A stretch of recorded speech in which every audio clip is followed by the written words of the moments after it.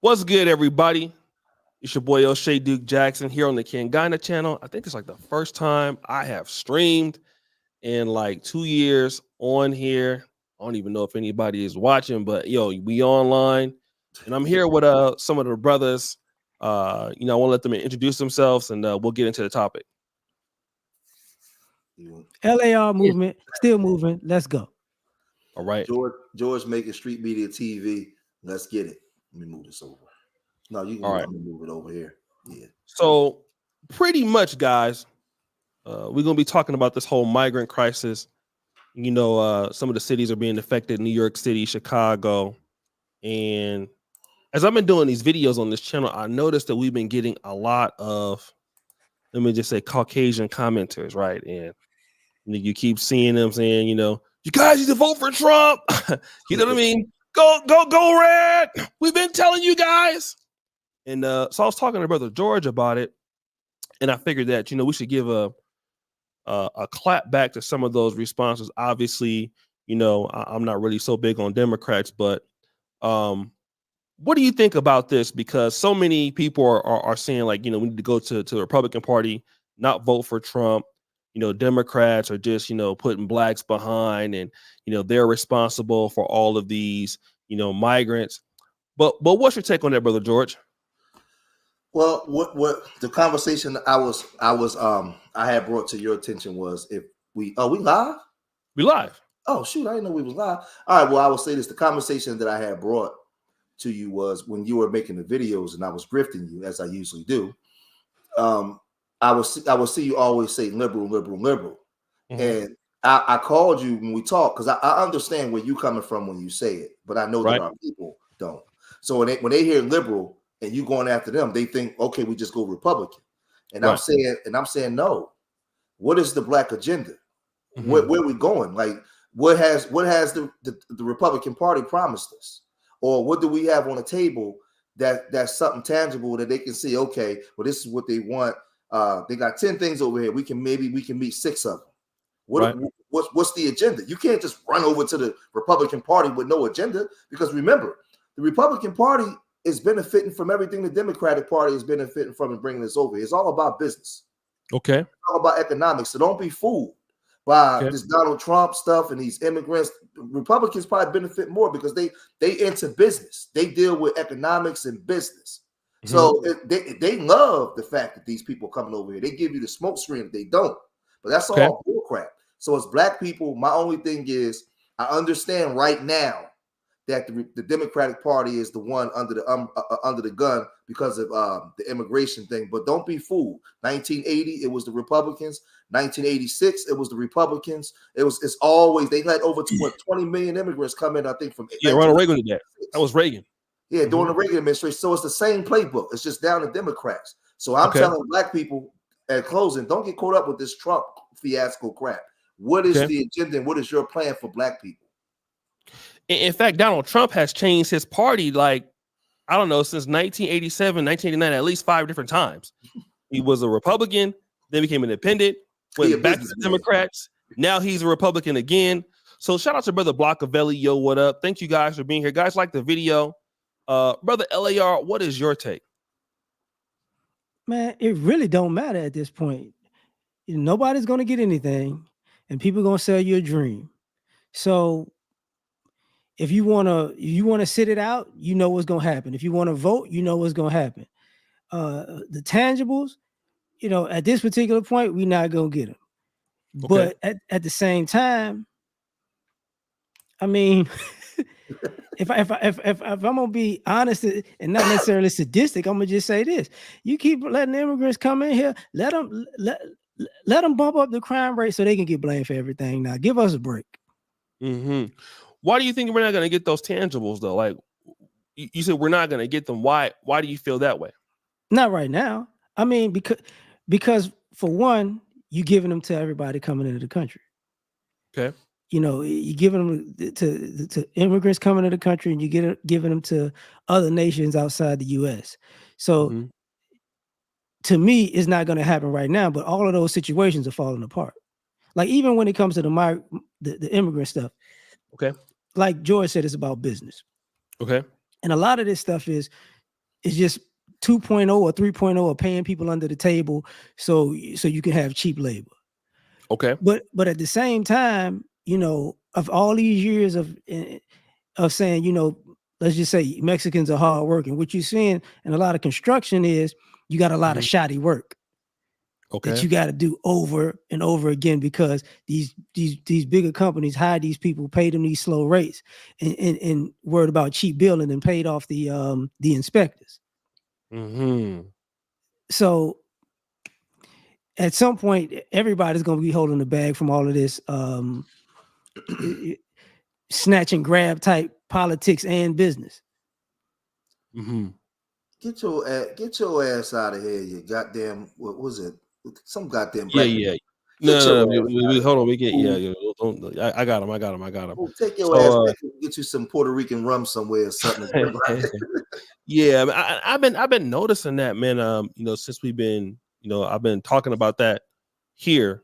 But let me kind of, you talk about the agenda, and I noticed that what's going on in Chicago and New York City. I don't know. Is a lot of migrants in Philly and Houston right now? I know they're coming through Texas, but is it a lot? Yeah, a lot in Philly right now. How is it affecting the city's resources? At this point, well, I would say this. At this point, it's not right now, but you can see it, like to the point where growing up here, when I go down South Philly by the water, that whole area is nothing but Mexicans now. There wasn't no Mexicans down there. That was Asians and blacks. That was all Mexicans. I'm talking about Mexicans to the point where I'm from Southwest, so I don't really go down to South Philly all the way down by the water like that. Right. I was riding through there not too long ago, and I was like, man, what the hell is all these damn Mexicans? And then up here where I live at now, around the corner, it's just like if you go to the park over here on 67th Street on Sundays, it's like hundreds of them out there. Yeah. Mexicans, Guatemalans. I've never seen them like that in that like large numbers. And what they do, they fairly quiet because it's still just Negroes. A lot of blacks. And they fairly quiet, but I know that some of them cartel guys is here in South Philly because they was getting locked up. You can see them though. You can see the working Mexicans, but when you come to Philly, right? If you go to South Philly or down by the Badlands, you see them on their motorcycles, them high-end motorcycles. You see them in like the little BMWs with like the little drop things. You know the difference between the ones that came over with working with his bag and the dope boys. You can see it. And I'm like, and they don't look nothing. They don't get along with the Puerto Ricans. Okay. So it's just like, man, you see it slowly but surely happening. And like I said, in this city, blacks and Puerto Ricans get along. Like we call them our first cousins. We don't Mexicans. If they ain't fixing your house when it comes to the street shit, I don't know. It's like you can see it. Like you can literally with your eyes look like, what the hell is all these? Didn't you say that you got flipped off in traffic by a Hispanic? Yeah, today I was like, I was driving and he was taking too long to turn the corner, and I beeped the horn, and he stuck his head out the window, looking like, what the F? And then he flipped me off, and I tried to go around him and shit. And he went like get in the lane and not let me get around him. And I said, this is a damn Mexican. Because where I live at, Puerto Ricans don't live on this side of town; they live on the north side. But you got a lot of Mexicans over here. Puerto Ricans wouldn't have did that because they don't really like get confrontational with black people because we still got the numbers. But that was like, yeah, they getting their numbers up, so they starting to get a little, But I'm like, man, it's crazy. It's getting crazy. Okay. Now, how is it affecting the city of Houston, LAR? And guys, we are live, right? So make sure you like the video, like the live. How is it affecting the Houston resources, in the city? Not where I'm at. I know they coming here. I mean, like he said, he got flipped off. I cussed out a dude like 2 days ago. Yeah. So but this is one of the, people don't realize how big this city actually is, like an international city. So you don't really have to be, if you're on certain parts of town, you don't really see migrants like that. You get what I'm saying? Okay. So I'm in an area where people come, but it's like very, very minuscule. But I know if they come here, they're probably going to be on the east side at this particular point, because that's pretty much a Hispanic side of town. Okay. So I'm just waiting for Brother George to come. So I've been seeing a lot of people saying like vote red, go to Republican Party because we're tired of Democrats. But then I'm just concerned about that. And what is he doing? Is he on the toilet? I kind of just I'm concerned about that. First of all, I don't think that blacks trust anybody, not Republicans, not Democrats. I think you got enough history to show that neither one give a damn. And it's like you said, it's business at the end of the day. Reagan let in over 20 million immigrants, like Brother George pointed out. We talked about it on the phone in his 8-year tenure, okay, and gave them citizenship. So the problem that the black community has is, what do they want? What do we want? It is very evident of what we don't want. And we figured that out after we vote the guy in because the person is black. Like, look what's going on right now in Dayton, Illinois. Dayton, Illinois is a catastrophe. I mean, that lady is getting not only national recognition, international recognition. Tiffany Henyard. This is a lady that is a single mother. I don't believe she's formally educated at all. The woman dresses up as Nino Brown, as a mayor. You saw it in your home city of New Orleans. You got LaToya Cantrell out there. Then there's Monique Owen out in East Point, Michigan. These ladies, and even in some of the brothers in politics, we're voting for them because they look like us, and which is great. That's everybody else does stuff like that, right? I don't have a problem with that. But then when we're looking at things politically, it's like, man, this is a person I would love to smoke a blunt with, or you have some Hennessy with. You know what I mean? This is like, okay, she kind of remind me of a city girl or something. And then you put this person into office, and that person is completely incompetent. Then after the fact, you're like, well, we don't want that person in office, and look at the migrants coming in. So now let's switch over to the Republicans because they don't want migrants in the country. When the Republicans do migration too. So the thing is, when are African Americans going to actually think about, okay, let's be biased towards ourselves? What is it that we are looking for? Forget the rest of America, because the rest of America don't give a damn about us, and they never will, right? What? Go ahead. I'm gonna say something. Controversial. Hold on. I'm so holding my son, man. Look. Yeah. Reparations. That's what we want. Wait. That's what we want. Yeah, let me just finish this. So what is it that we want instead of, because listen, I hate to say this, but look at the African Americans representing the conservative media. Candace Owens. I'm sorry, most Negroes is not going to be able to deal with aligning with somebody like Candace Owens, and Republicans have too many black people that everybody that as a Republican has to have a white husband or a white wife. Look at the guy, Tim Cook, right? And then that guy gets completely emasculated by Donald Trump, like completely embarrassed. The Democrats will embarrass you and come have dinner with you, a chicken dinner like Joe Biden and stuff like that. But when white conservatives do it, it doesn't matter if she's non-FBA or FBA. Anybody that is a black conservative is a complete ass kisser. Bottom line. So the only way the blacks can deal with Republicans, unless they're on, I hate to say it, figuratively on their knees, which is something that blacks not going to be able to deal with, right?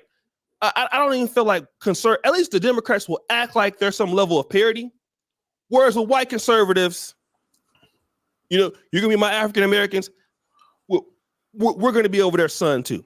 So yeah, go ahead. I'm gonna get like LAR now. I'm just gonna take. Oh no, not Tim Cook. Tim Scott. Sorry, brother. Thank you so much, Tim Scott. I'm just gonna take the gloves off and just say it. Say it. This is the problem in these spaces. Everything was blamed on Pookie and Ray Ray. Sure. But this conversation we having now ain't a Pookie and Ray Ray argument conversation. We talking about educated black folks that complain all day about what's going on in this country, and they ain't got no agenda. No plan, nothing.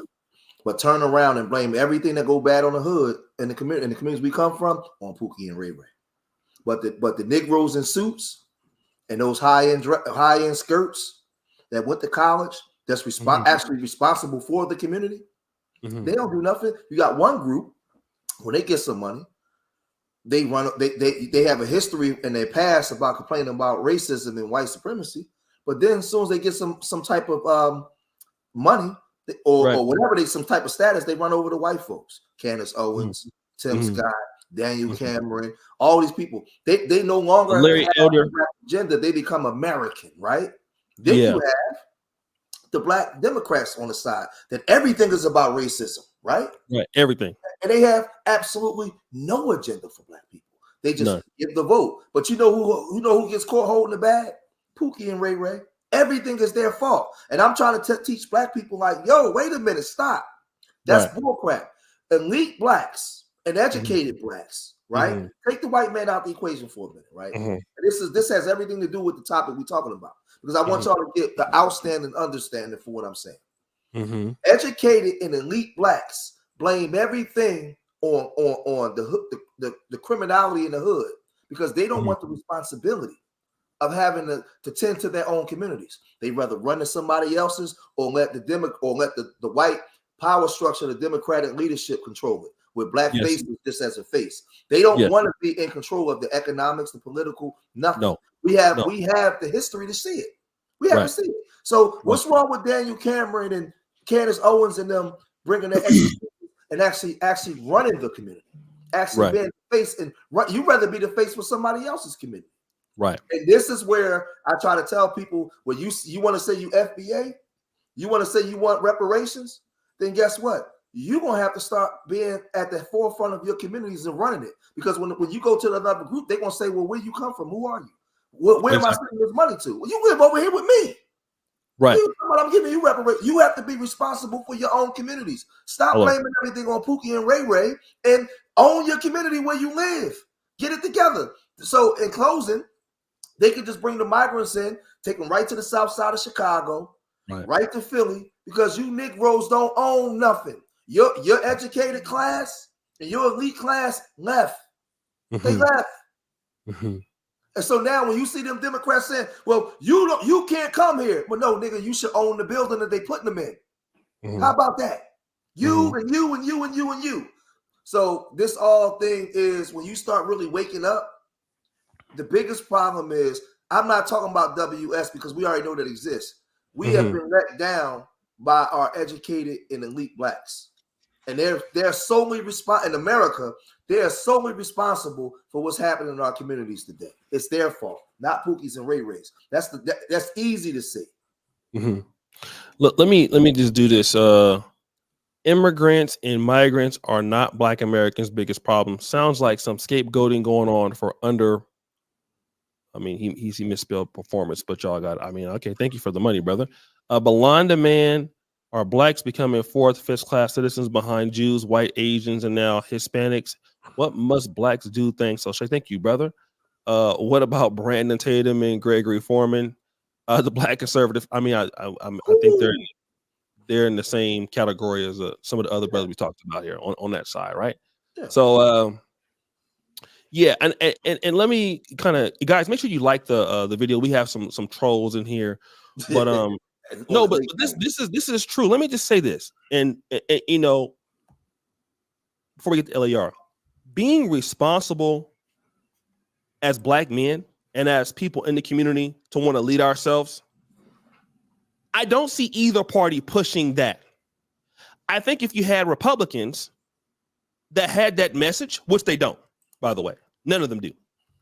The Republican in all conservative Black media, everybody they have is a person that is always tied. If it's a Black woman, she has a white man, usually, or vice versa. It is, Blacks are, and they use Blacks to say things that they would never themselves say. Like all of the debauchery going on, the Black, talking down the Blacks, like Tommy was on Fox News, commenting about Joe Biden. It was true what he was saying, but a white person can never say that. So what they'll do is use a Black person to come on to their national media and castigate Blacks. So that sort of patriarchal kind of mindset toward Blacks, like, you guys don't know what you're doing, you need us to figure it out for you, is the same energy that the Democrats give Blacks. What the Democrats give to blacks is, wait a minute, yeah, we apologize for all of this, but let's use your celebrities, right? So if you've been noticing, whenever they want to do something, like Kamala Harris, she had played this thing with Sexy Red in the White House. All those HBCU black females came through there, put Sexy Red, which is Sexy Red, a so-called Trump support. So the reality is, on either side, African Americans have to understand, listen, our biggest strength is blocking out conservatives or our Republicans. And what do we have as ownership of the community? What do we own the community? And I used to have the mentality, and you changed my mind on this, Brother George. I used to always say, man, and when we went on, I think we were talking about athletes one day, and should athletes give some money to the black community? And I was like, man, they don't owe the black communities something. And you like, well, what about your ancestors? If they would have thought like you, would you have what you have today? And I was like, God damn, he's right. Like, where is our ownership to say, damn, the people that came before us, what were their contributions? And we have so many people who are disenfranchised and feel left out. But if you don't own your stuff, like you said, the Republicans ain't gonna respect you. The Democrats not gonna respect you. The Independents ain't gonna respect you. The Green Party ain't gonna respect you. You have to be able to own and fix your problems as much as you possibly can to have leverage. Go ahead. Go ahead, Eliar. Since we taking the gloves off, fine. Our black political, just individuals on both sides, whether it be liberal or conservative, are incompetent and retarded. And I'm gonna tell you why. They're two sides of the same coin. They both race bait. They both race bait in different ways to get money and attention from white America, whether it be the Democratic or the Republican Party. Here's the other thing. When y'all talk about ownership, the interesting thing is, what do all of the people who are black in politics and who are black affiliated with politics, what do they own in the black community? Not a damn thing. Zero. So, and they're the closest people to all of these programs. We got programs for black people and programs. They don't even use the programs. So when we're asking people who we ask the people outside of the political system to do things for the black community that are black, that the black people in the political system don't do. Don't do it. And that don't matter right. And that don't matter if it's Republican or Democrat. Really don't matter. Right.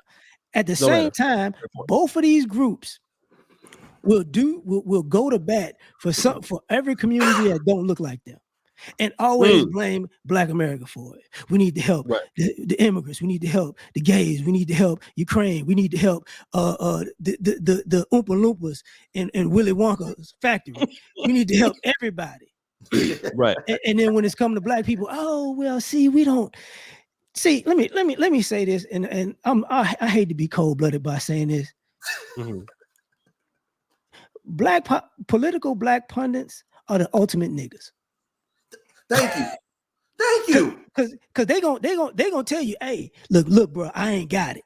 We ain't got it. We can't get. Look, I don't know what to do. Like, we ain't got no money. This Rolex that I'm wearing is not really real.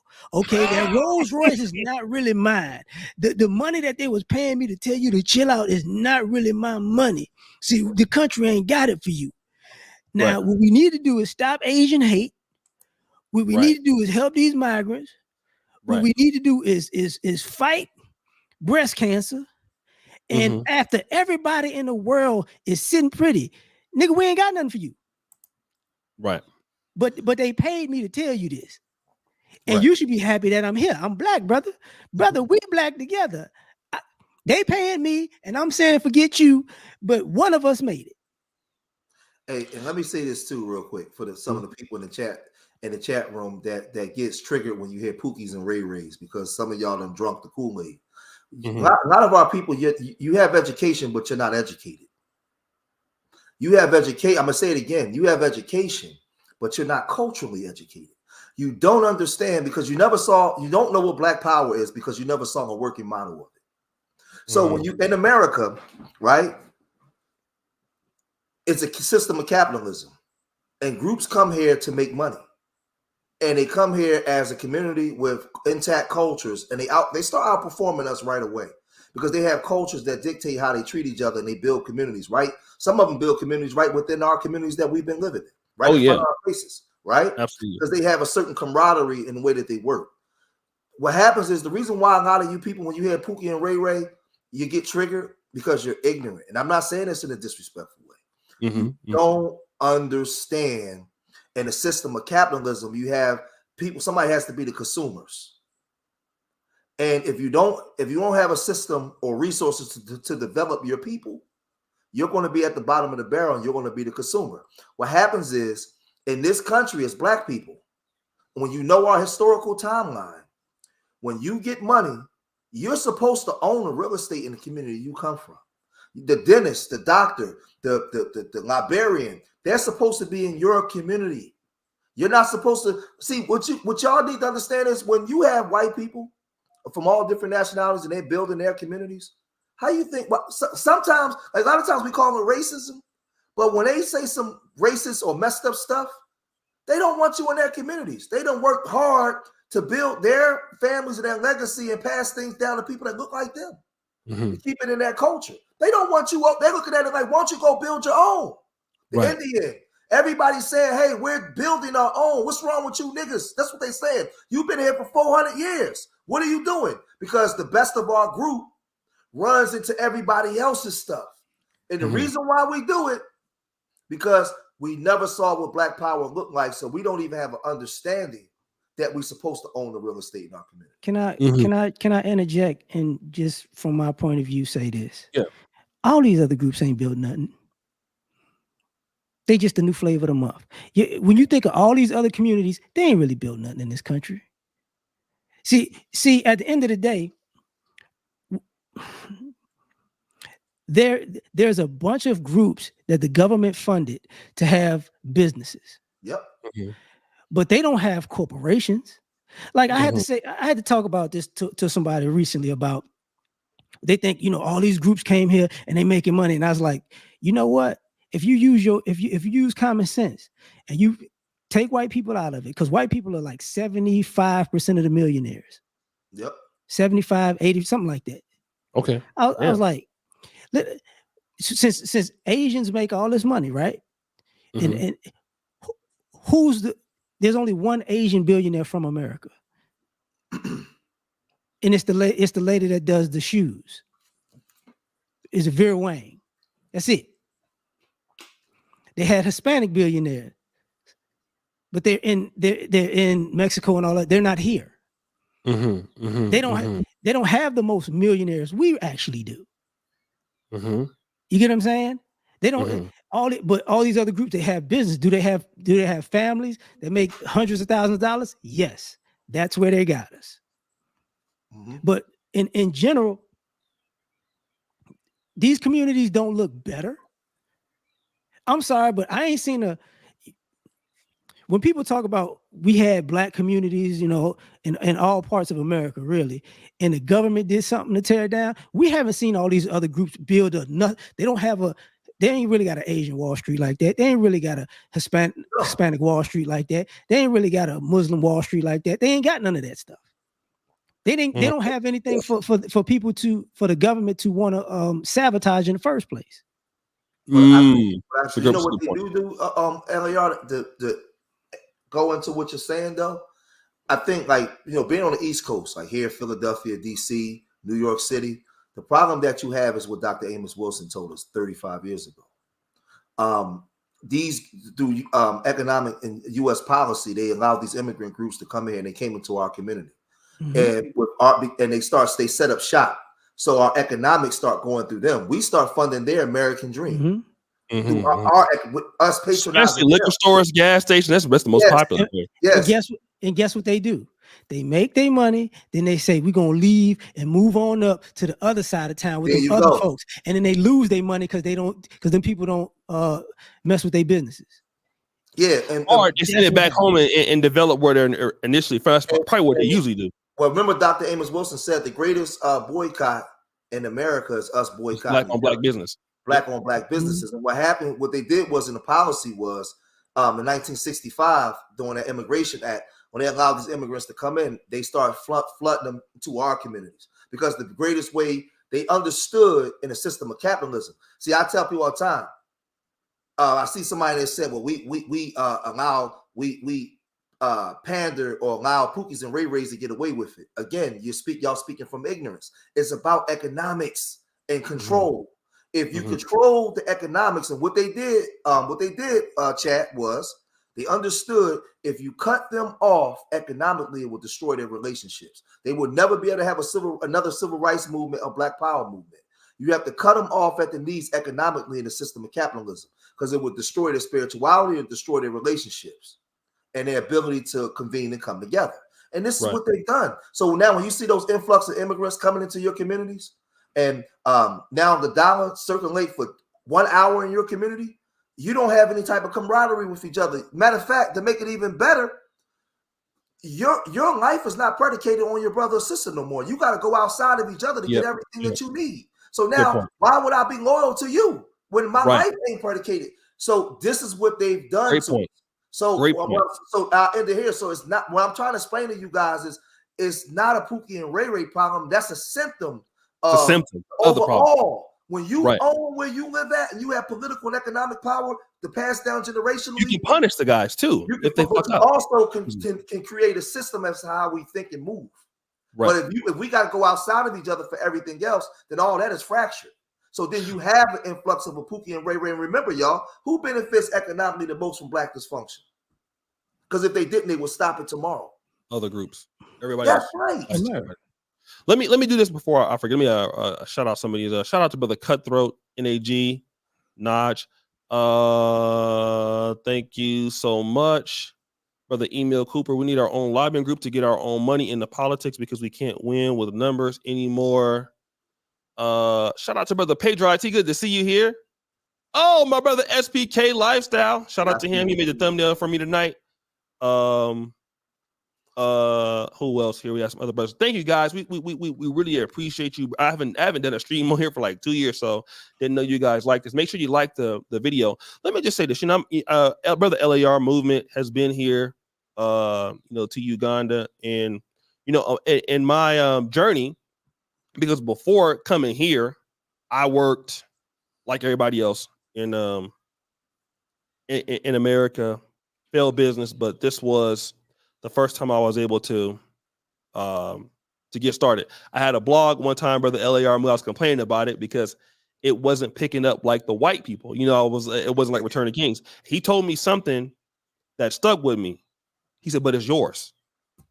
He said, it might not be, but it's yours. Okay, I want to start there. So being here in Uganda and having this small business and being able to, I think one of the brothers came to my Kinganda event. I believe I see him in the chat. Brother Steve, he was here. He was there. And the one thing is, when you are a Black man and you have a business and you have ownership. And Brother George was enlightening me about this when about 5 or 6 years ago. We always talk about Pookies and Ray Rays. But man, when you own your stuff and you own part of the industry, or you're bringing the industry, people have to control their behavior and how they deal with you. Otherwise, you can get rid of them. That's something that the Black community has forgotten about, right? So if a person is not behaving in a way, like that's why Hispanics and other groups, if their people get out of line because they do depend on them, like you said, we don't depend on each other for our money. But in Uganda, we do overnights every night. We're depending on each other for our money for what we do. So we have to be accountable to each other. And if your behavior is not accountable, I can get you out of there, or you can be dealt with. That's what the other groups do. If you're not going to do what you're supposed to do in the community, that means if you're a woman and you act a certain way, or a brother act a certain way, okay, get that person and remove them. And then if they want to come back, make them change their behavior.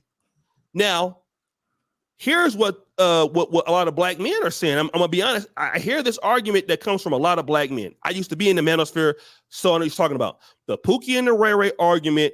It's these Pookies, it's these Ray Rays, and you can't trust these N-words and all of that, right? But then you don't really see the Black man or really the Black woman coming in and saying, listen, it doesn't really matter what they say. we have spending power. We have talented blacks. We have Africa. We have a lot of brothers that we can do things with. Let's start with what we got. And then we deny ourselves, the ability to work, the ability to work together. And we start to do that. And we say, you know what? Let's forget about what we can do and let's go to the whites. Let's go to Trump. You see, the whites that were with Trump that support him, they never say, let's go to the blacks and get opportunities for them. They never consider us like that because they don't need to. The blacks say, let's boycott each other for whatever reason because we don't trust each other. Let's go and hand our problems and issues to the whites, which the Republicans or the Democrats on either side are going to be like, well, these people are powerless. They don't need us. The power is this. It's going to take work. It's going to take hard work, dedication to build your society up, to take care of your men and take care of your women. It's not easy working with black people all the time, but that's where you got to start. And once you can start that, like every other community does, you see all these people here. Vote MAGA. Who is this person? A white This person. is the person that's silly, right? It ain't about vote MAGA or nothing or voting for Trump. Oh, It's about you doing what you got to do to help your people because those other people gonna help their people. That's where we at. Let me. About that. Whites ain't gonna never. Let me say this one last thing. White conservatives ain't never gonna tell you the truth. If you don't help yourself, we ain't gonna give a damn about your ass. They ain't never gonna tell you that. I'm gonna tell you that. It's the truth. They don't want you to know that. I'm going. They really don't like y'all. But hey, listen, you got to take care of your people. They're not gonna tell you that. I'm gonna say this just because this is, in my opinion, this is the truth. Mm-hmm. White America been incompetent for decades. With all of this head start they got. This is why the economy is where it is. The fact that, even with white America, man, we got to get rid of, the illegal immigrants. It's like, let me get this right. The same people that wanted these illegal immigrants to come in here so you could pay them pennies on a dollar to do the work that you didn't want to pay an American for. Now you mad at the immigrants, even though you're going to still pay them pennies on a dollar to do the job you're not going to pay an American to do. That's what we're talking about. These are the same people. This is the same country that's basically $30 trillion in debt, have no answer for how they going to fix that. Print more money. That's all. No, because here's the interesting thing. And the reason why I got to say this is because the business model for America, and especially white America, don't work no more. The business model was to go to another country, destroy their stuff, get some of their best people to come because they ain't got no home. Well, that's what. Go ahead. And now basically America's on that platform. And truth be told, white America don't know what to do. Well, that's what the immigration thing is for too. When they let these people come over, it's so much that go on. I wanted you to read that that guy's super chat because I want to really hit that point home. What is it? This right here, Dr. Cornell. Hell no, Dr. Cornell West. Never. No, Donald Armstead. He gave you a super chat. I want you to read what he said. Yeah, well, he said, I get what Brother Macon is saying. You are really making excuses for so-called Pookie and Ray Ray. And this is the problem with the black man, right? It's totally discredits good points you're making. Thugs are a real problem.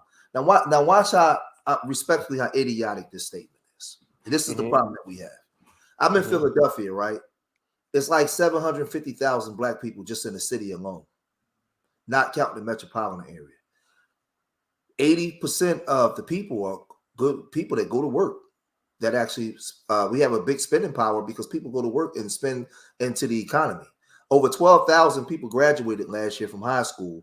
There was 440 homicides. Out of that 440 homicides, I think 312 of them were black, right? But 12,000 black kids graduated from high school. Nobody talked about it, right? We have more black people that are doing good, that are regular working people, than it is the thug problem. The problem that we have is, this is the problem that we have, Donald. Most people that complain like that ain't doing nothing in the community. They don't own nothing. They don't have no businesses, nothing. This is what I'm trying to explain to you. Every group has an underbelly, but the only way you fix that problem is you have to own where you live. It's funny how we don't want to own where we live, but everybody that don't look like us want to own where we live. You don't have to live there to own a property, to get economic and political power, because now you own where you live at. You control the schools, the zoning laws. You control where you live at. The problem is we want to run away and allow everybody else to do it. And when the cop pull you over and slap you upside your head, you want to cry racism.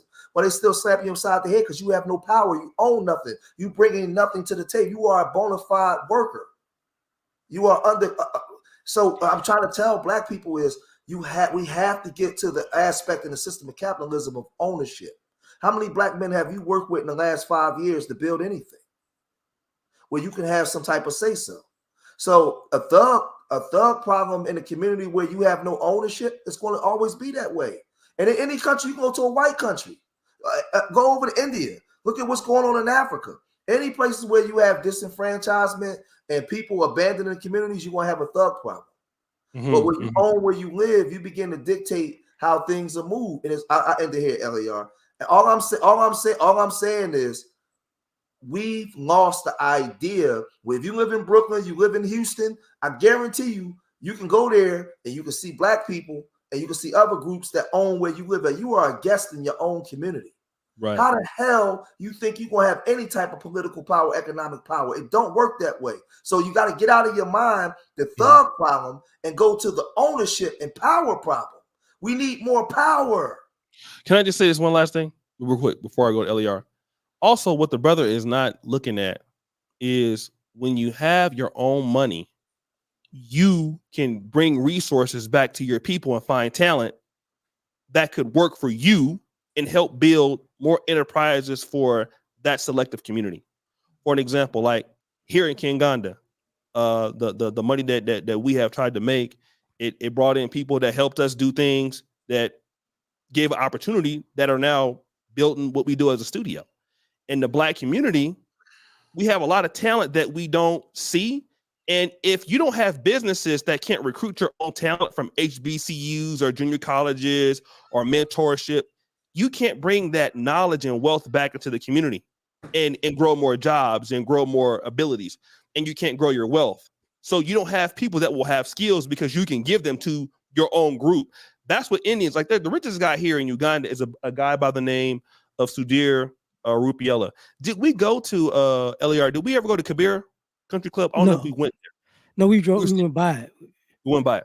So whenever he hires somebody in management, he don't really give Ugandans a lot of big management positions. He goes to India and brings his own people in to do that because he started a business and that business is successful. So he employs his own people and give them ability to get more skills, get more equipment. That in turn, it's a domino effect of that in the community.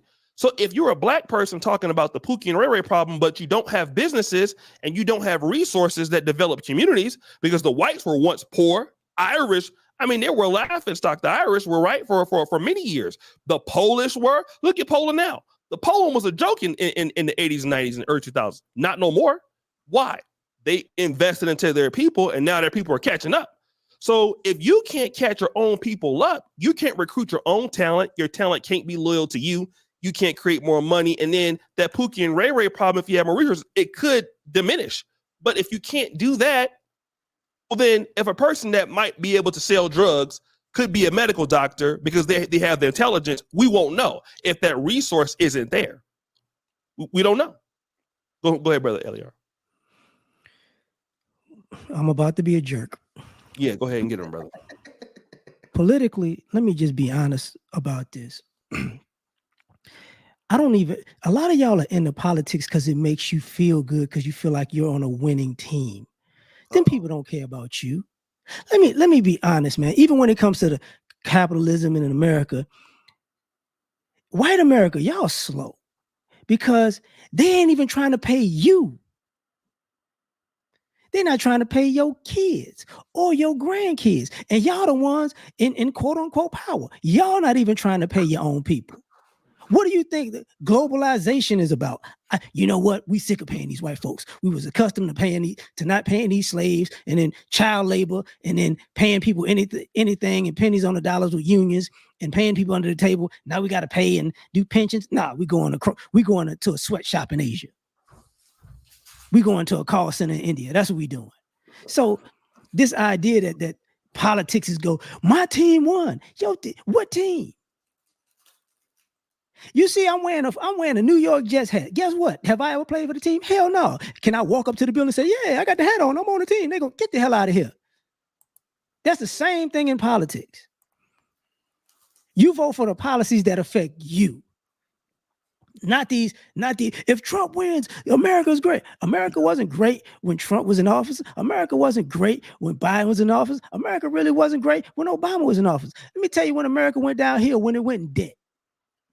Hey, LAR, when was America ever great for black folks? Never. Shit. I be hearing black people say this Trump stuff like make America great again. I'm like, well, my grandfather ain't never told me. It's a feeling. America is about feelings now. People feel like I felt great when this person was in office. That ain't got shit to do with it. The last time I checked, when Trump was in office, guess what? Gas was $3, $4, $5, $6, $7 a gallon, depending on where you was at, and food went up, just like before he got in office, just like after he got out of office. It's the same old thing. Guess what happened this whole time? Corporations had record profits. How? They laid off a shitload of people and had record profits. Why? Because they gouged all the prices.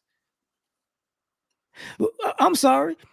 Is Trump going to be in office or Biden going to be in office is going to stop these corporations from buying homes so everybody can be a renter? No. They're not ready, man. Do you guys want to take any live calls tonight? Like some people want to come on. Press 1 if you're interested in coming on. We can do like 1 per person. Let me know. Are you guys okay with taking some of the live callers? Okay. Let me shout out to Brother Fitzroy Dicres. Dr. Jackson, much respect to you and your panel. You are articulating topical concerns of the black sector. Thanks for all you do. Okay. So guys, what we'll do for a little bit here is those people who want to come on the StreamYard, there is the link there. I think we can somehow how am I pin that? If your Negroes come on here acting crazy, make your point and get out of here. We ain't gonna be we ain't about to be dealing with no Negro stuff tonight, player, because we don't really do this often. All right, but we trying to be respectful to y'all, brothers and sisters. So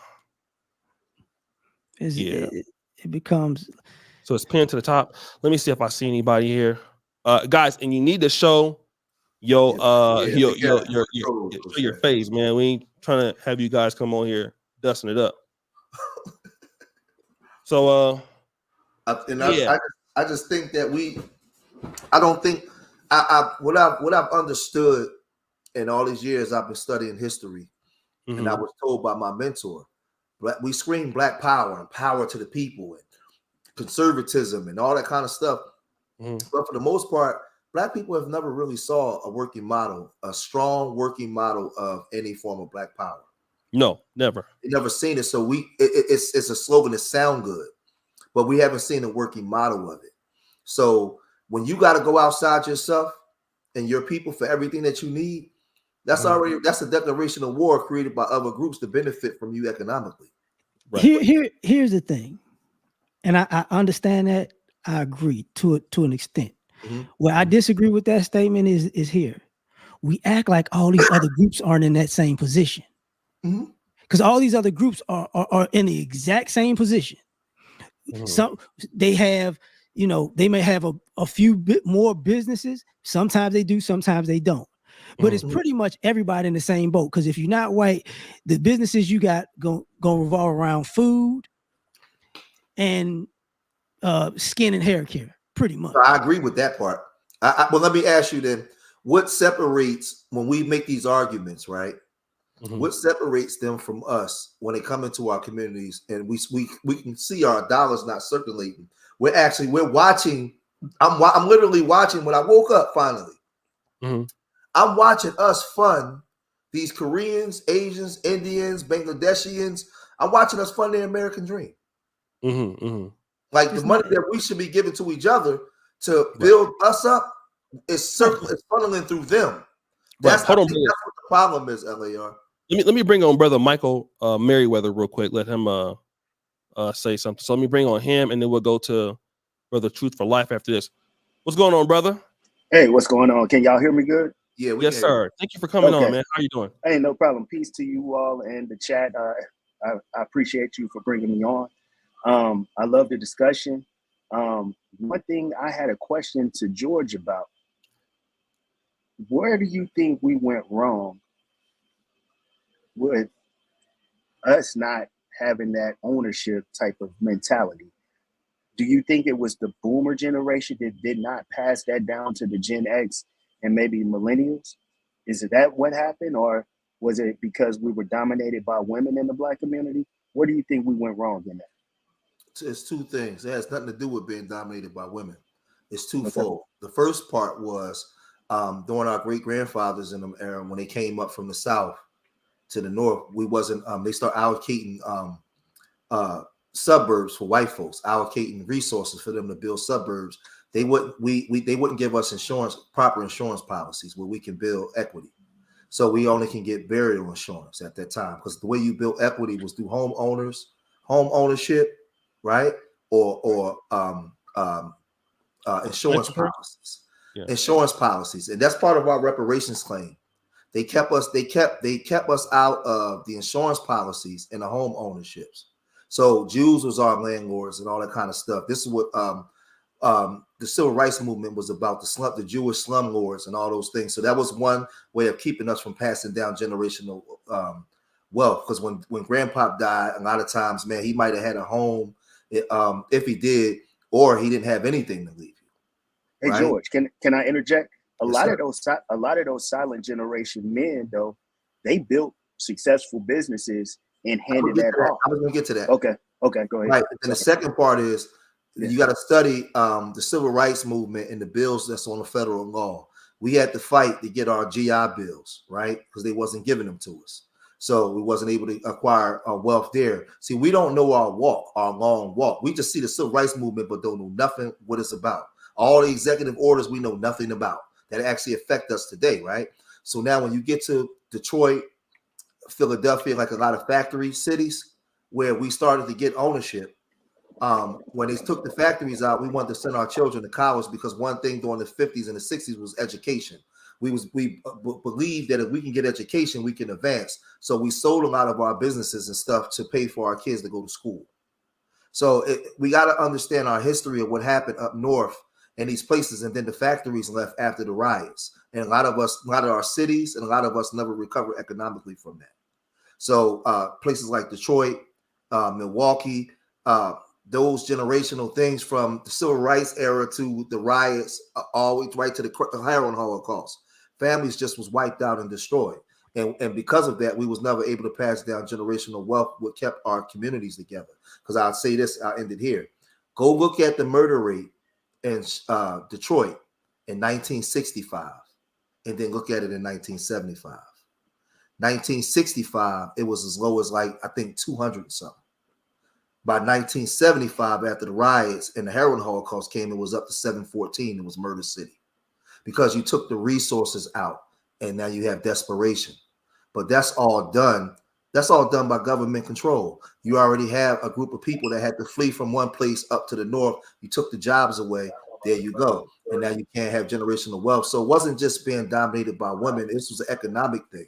The whole civil rights thing was about economics and getting federal laws put on the books to protect us where we can have economics to pass down generationally. Our grandparents foresaw this day. And this is what they was fighting against. So if you, I'm gonna put this in the chat. I got a thing with all the federal laws that's on the books that's supposed to protect Black people. Most of our Democrats and Republicans, none of them talk about that shit. None of them. We got so many laws on the books that's supposed to protect us from state law doing certain things against us. It's not enforced because nobody even know about it. Matter of fact, let me put it in the chat right now. So to answer your question, is in the system of capitalism is the ability to acquire wealth and pass it down generationally. So now when you ask, well, where did we go wrong? Well, we don't have a generation of seeing any type of Black power ownership for the last 60 years. So we don't even have that type of mentality no more. Mm-hmm. My dad raised me to go get a job. When I said, Dad, I want to own something, man, he scoffed at me and got mad because in his mind, he thinking he telling me, right, boy, you need a job. You got to work. I say, Dad, no, I don't want to work. I watch you work. I want to own it. But that mentality went away when great granddad and them died. In a lot of aspects of our community, my brother. My last point to all of the panel. How do you all think AI is about to affect everybody, especially us? Because they're talking about maybe by 2030, 200 to 300 million jobs being eliminated worldwide. And I'll land my plane there. The interesting thing about AI is this. If you were holding to computers gonna get you. What happened is everybody got comfortable and few people could work with their hands in any type of capacity. See, what the computers can't do is a lot of this manual labor yet. So that's why people are saying people need to go back to trade school. And that's why they're saying now companies are like, you don't really need to go to college, because they actually need people who are built with hands-on training and can do hands-on things. Because ironically, AI is going to get rid of a lot of we've talked about this even in the manosphere for years, that AI was going to get rid of jobs. But what we don't say a lot of times is the reason why AI can get rid of jobs is because people are on their phone so much they can't think. So, the AI is really helping you be dumber because you're already on your phone, which is a mini computer, and you don't know nothing now. You can't spell. You can't do nothing no more. Well, I mean, AI can only be as smart as the people that's telling the AI what it needs to do, right? But it is scary, though. I mean, it's scary. I don't know what is. That's a whole. I'm not even going to touch that. If I touch that, it's scary, man. A whole nother. People ain't ready for it, and it's happening right in front of your face too. It's scary. But I'm in Africa, so it's going to happen slower here for sure. So I think I'll be a little bit more safe than some of y'all. All right, brothers. Thank you so much, brother Michael. Appreciate it. All right. Okay, right are you enjoying the live, brother? Oh, okay. No. Oh, my bad. What were you saying, brother? No, I was just saying, no doubt. Appreciate y'all. Thank you. Okay. Appreciate you. Yeah, we can do this a little bit more sometimes, man. Shout out to the Naughty Expat. I remember, because who coming up? Where they at? Anybody else coming? He's in Kenya. Yeah, I got some more here. 3 years ago, Let's go. Trump after Biden. I'm voting orange on November 5th. What's okay, orange? thank you. Trump, the orange. Brain Jews and pro-Ukraine lobbyists are getting things done for their cause. We just don't have folks with similar mindsets amongst black politicians because the intent for black cause is too broad. Oh, that's a great point. What do you say? It's too broad. No, it's not. It's not too broad. I think people broad at all. You don't think so? I think you had a point. No, that's nope. Go ahead, Leon. Okay. Here's the thing. Yeah, go ahead. People use a lot, but it's just white people helping other white people. Same thing with the Ukrainian thing. White people helping other white people. It's easy. It's easier to make laws for white people when they identify as other people as white. It's everybody else that got a difficult time figuring things out with. It takes a little longer. So go ahead. That's been a political thing all this time. It was difficult politically for Irish people and Italians, and then they became white. Not so difficult anymore.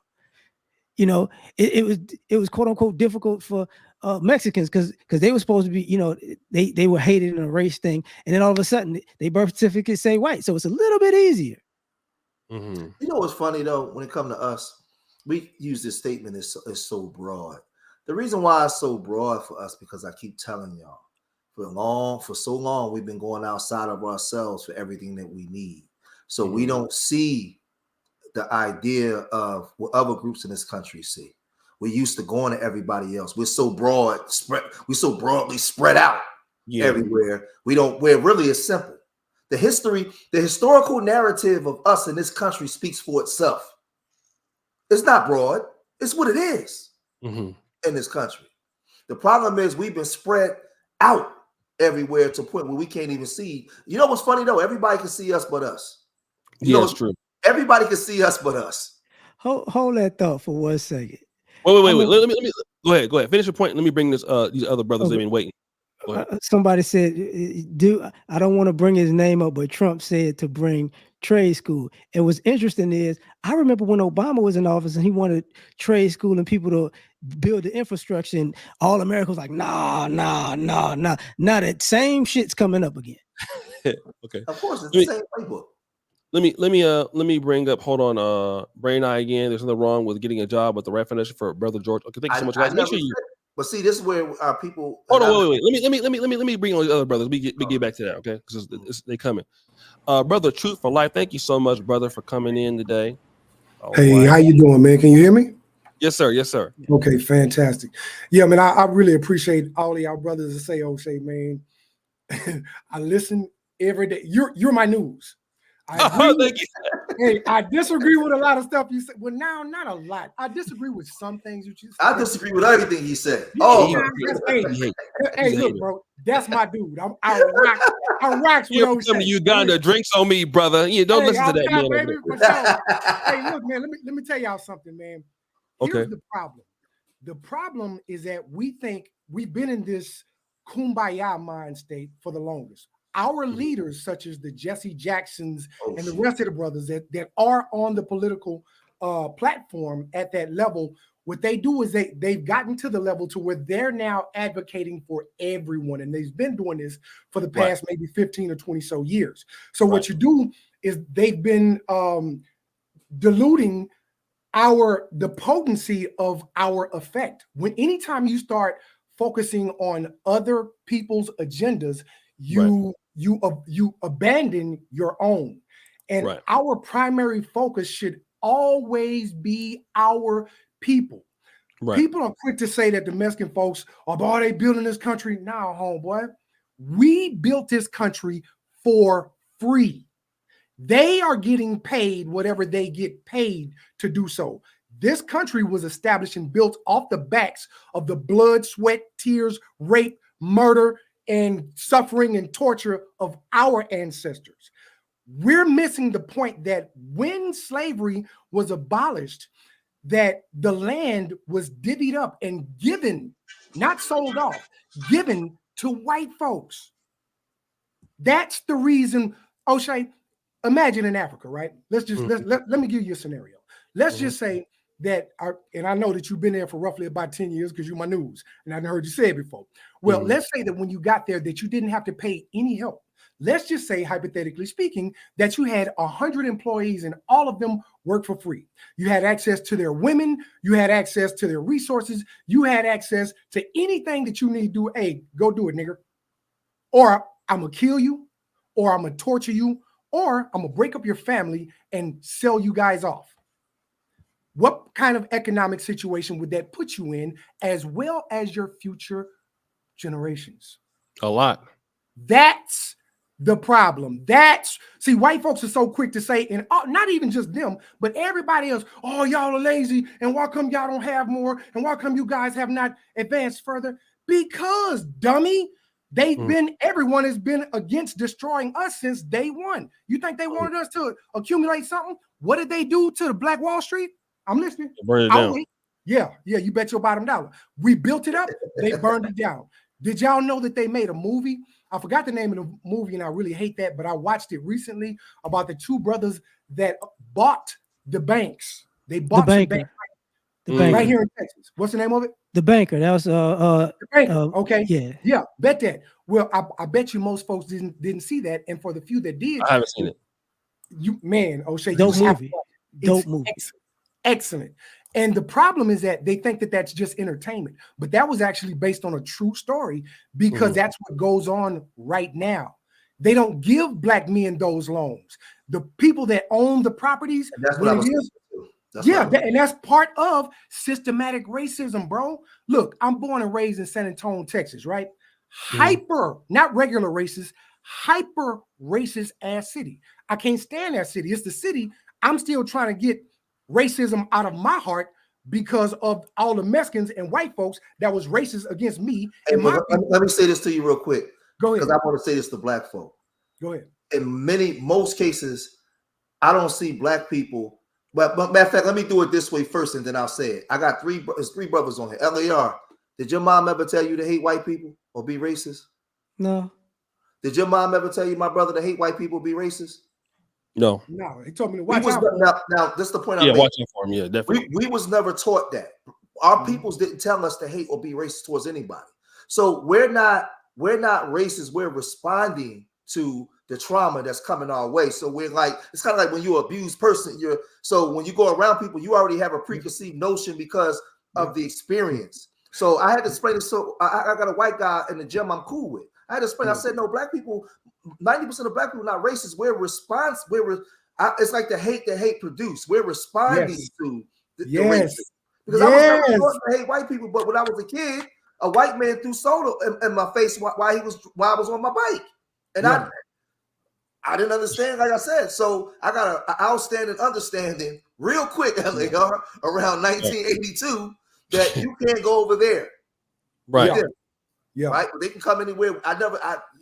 So that's all I want to say. I'll let you get back. But we know we're more responding to the trauma. Yes. Man, I love that you said that, bro, because you actually you gave me a better expression to be more accurate in my articulation of exactly what it is. And that's exactly what I was saying. The city that I came from, the Mexicans hate black folks, the white folks hate black folks, everybody that is not black hate black folks. And what is so horrible about that is that even some of the black folks have been brainwashed into hating themselves so that they hate others like them, bro.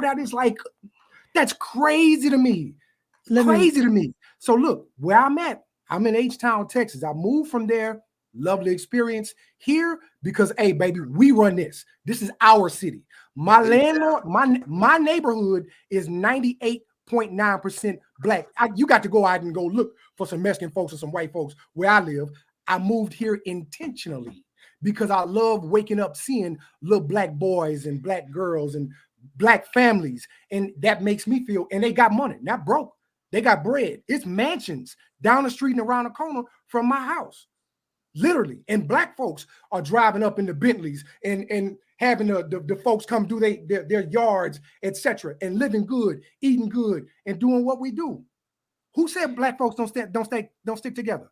I wish I would. We stick together. Look, like that in the South. Check. Let me say this, and I'm gonna let you have it, brother. Let me say this right quick. My landlord is black. He old school. He like 80. He's 85, 86. He got a clique of homeboys, and in between him and his partners, they own a whole bunch of properties. I'm working. I done already chopped it up with him. I'm soul brother number one, homeboy. We didn't chopped it up, and he explained to me how it used to be 99% black in Houston, on the in the 3rd, 4th, 5th ward, 6th ward, stuff like that. And that's what, and he gave me the whole game. So what we doing, I'm finna buy all of his properties from him and some of his partners and those other brothers that I run across that are in financial situations where they can afford to do so. We're gonna buy black, keep it black, and have that for the progeny, because you know why? That's what white folks do. That's my only point I'm making. Yeah, they're not going to sit. But look, check it out. So if we supposed to own, and white folks are the ones who already own as a result of inheritance, then how are we supposed to purchase when they're not going to sell to us in the first place? That's what the Asians do. Yeah. Let me say something that you brought up about the hate, right? Most people in America hate black people in America because of capitalism, in the sense of it pays to hate black people. That's what this country was built on. If I hate them, I can get some benefits. Facts. So that's what people are doing. The issue becomes just like when people talk about poor white trash. What happens when you hate people and you don't get paid? You start getting angry and entitled, and you start losing your mind. And that's what you see with a lot of groups right now, just in America. Like, where's my piece of the pie? I did all this hating. I was supposed to do all this stuff to get ahead, and now I'm really not ahead. So, like, even when y'all was bringing up earlier, like the other communities, they're doing it. When George said the thing about people sold their businesses to put their kids in school, that's what the Asians and Hispanics are doing now. Yep. They're doing the exact same thing. They cashing out. They cashing out, and their kids is in super debt because the parents is taking care of the kids. I already paid for you to go to school. I got to pay for your car. I got to pay for your house. And then they're trying to go out in the quote unquote corporate America, and they getting the boot up there behind. Yeah, I think the only for the people in the chat, I put a link in the chat to our historical timeline. In that link is all, not just the civil rights bills, it's all the executive orders that most of y'all don't know nothing about. That's on the federal books that your leaders are supposed to talk about. And if you open that link up, you'll see it. It's all the way from the 1600s all the way up into 2000, I think 22, 21. And it has every executive order on there, right? So I would say to the other brother, Stephen, this wasn't about everybody living in the hood. See, this is the problem. I'm going to say this too. This is the problem I have with the black man. When another black man is speaking, right, stop cherry picking what you want, what you just want to deal with. If I say a whole paragraph, you just take one part out of the paragraph and make that the whole part of what I was saying. This whole conversation was not about Pookie and Ray Ray or living in the hood. It was about power. Now, we know in the South that my family has land in the South, in Virginia and Georgia, right? But with that land, we're talking about economic power that young black boys and girls can see that they will want to emulate. Yes, yes. Land, but we don't have visual power that we will say, hey, this is what the culture is telling us to do. No, we have individual power where Uncle Fred is over there and Uncle Leroy is over here. If you are, and I will say this to my brothers, if you are in the South and you have things, the one thing I will say in LAR, you remember this, the problem that we have is a lot of you successful black men and women, you need to make yourself more visible, because the children know more about the drill rappers than they know you. Yeah, you riding in your and you looking good, but nobody know you. That's right. Here's the thing. Right. I just thought about it while you were saying this. One of the issues is the American dream, the fantasy of the American dream. Because what winds up happening is same thing happened up north, south, no matter how you slice it. Your family laid roots somewhere, and then the kids and the grandkids, I want to go out into the world and find the American dream. And they leave. But they don't, and when they come back, they're old, or it's too late to own anything. And they weren't around to take care of or maintain the properties that we had. And you see that with other groups of people too. Because like if you born, like a lot of Black America, we have family in different cities and different states and even different sides of the country, because people in our family was like, you know what? I want to go here. I want to go here. I want to go there. And y'all forget how many people, some of the people made it there and other people went back home. Mm-hmm. But they went back home over a long period of time. Because you see it now. You see people, oh man, they left for college and they've been going 20, 30 years. Now they 50 years old and they come back. Well, I want to be home again. It's like, wait a minute. Mm-hmm. Thank you. Yeah. You should have never left if you was going to do that. In the first place, when we take, look, it's all, you know how they say it takes a tribe to raise a child? That's all the way real, bro. And in Africa, which is where I definitely revert to in my mindset for anything that I plan to do. Our history is a tribal history. So when we purchase land, we buy and we build homes, and all of us should stay in that. That's what I'm doing. I'm gonna give me some land. I'm gonna build my home, and everybody from my bloodline, it's about bloodlines. You build that bloodline, establish that bloodline, and educate, teach, and lead that bloodline so that your progeny will be informed, well-informed, and they can continue the lineage. These are the things that are conducive to perpetuating our bloodlines at the highest echelon of life. And then when I want to be a demonstration, the example that I'd like to see in other people. One thing that O'Shea, when I first got on to him about it, was about the whole Black manosphere thing. I'm relatively new or whatever. I'm still learning and growing myself. However, he the one that kind of put me on game when I came across his videos. And then, of course, Kevin Samuels, etc. Well, the consistent theme that establishes the tapestry is the Black family. Everything starts with the family, and the family consists of the fathers and the mothers and the children communicating in such a way that will facilitate a conducive future to our ultimate progress.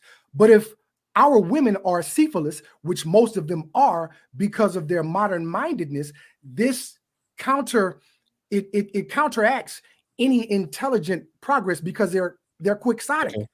Okay, brother. Let me thank you, brother. Truth for Life. Let me bring on brother Corey. We got a lot of brothers. Thank you so much. Let And me we got say Corey. this. Let me say this. Okay. Yeah, go ahead.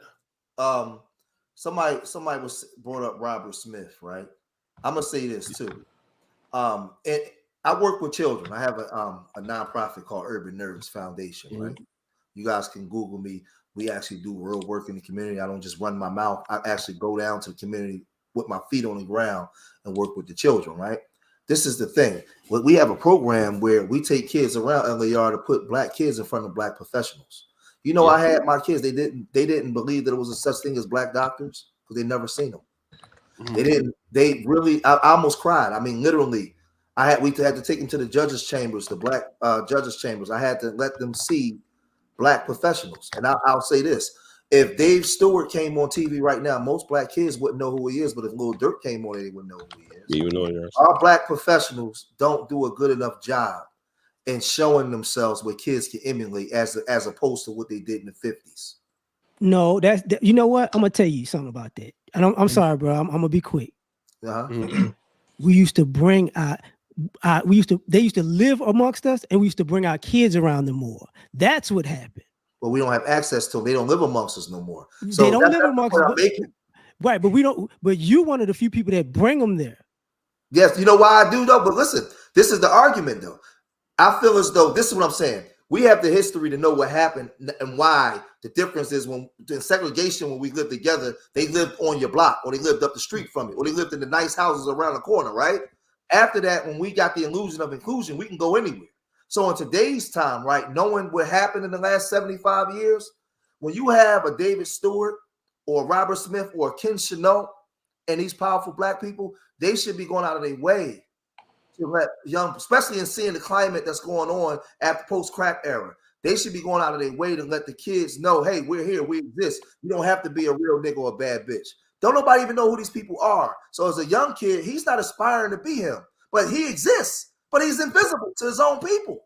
Yeah, because of business hours. It's just business hours. My bad, bro. Let me get to the go ahead, brother Corey. Can you guys hear me well? Yes, sir. Yes, sir. Perfect. It's good to be here in a very intelligent space. I love the main topic of today. Hey, Osha, I haven't seen you in forever. It's good that you're making good content, man. You've grown so fast, man. Keep up the good work, all of you guys. One of the things that I always think about when it comes to like our community trying to progress in the face of all this adversity on all the sides is I think that so like I've been living on this reservation for almost 2 decades because one side of my family is Native American, and they're enrolled and stuff like that, and they get like these monthly, little things about what their tribe is doing and what their community is doing and stuff like that. I think ultimately we need to, as a people,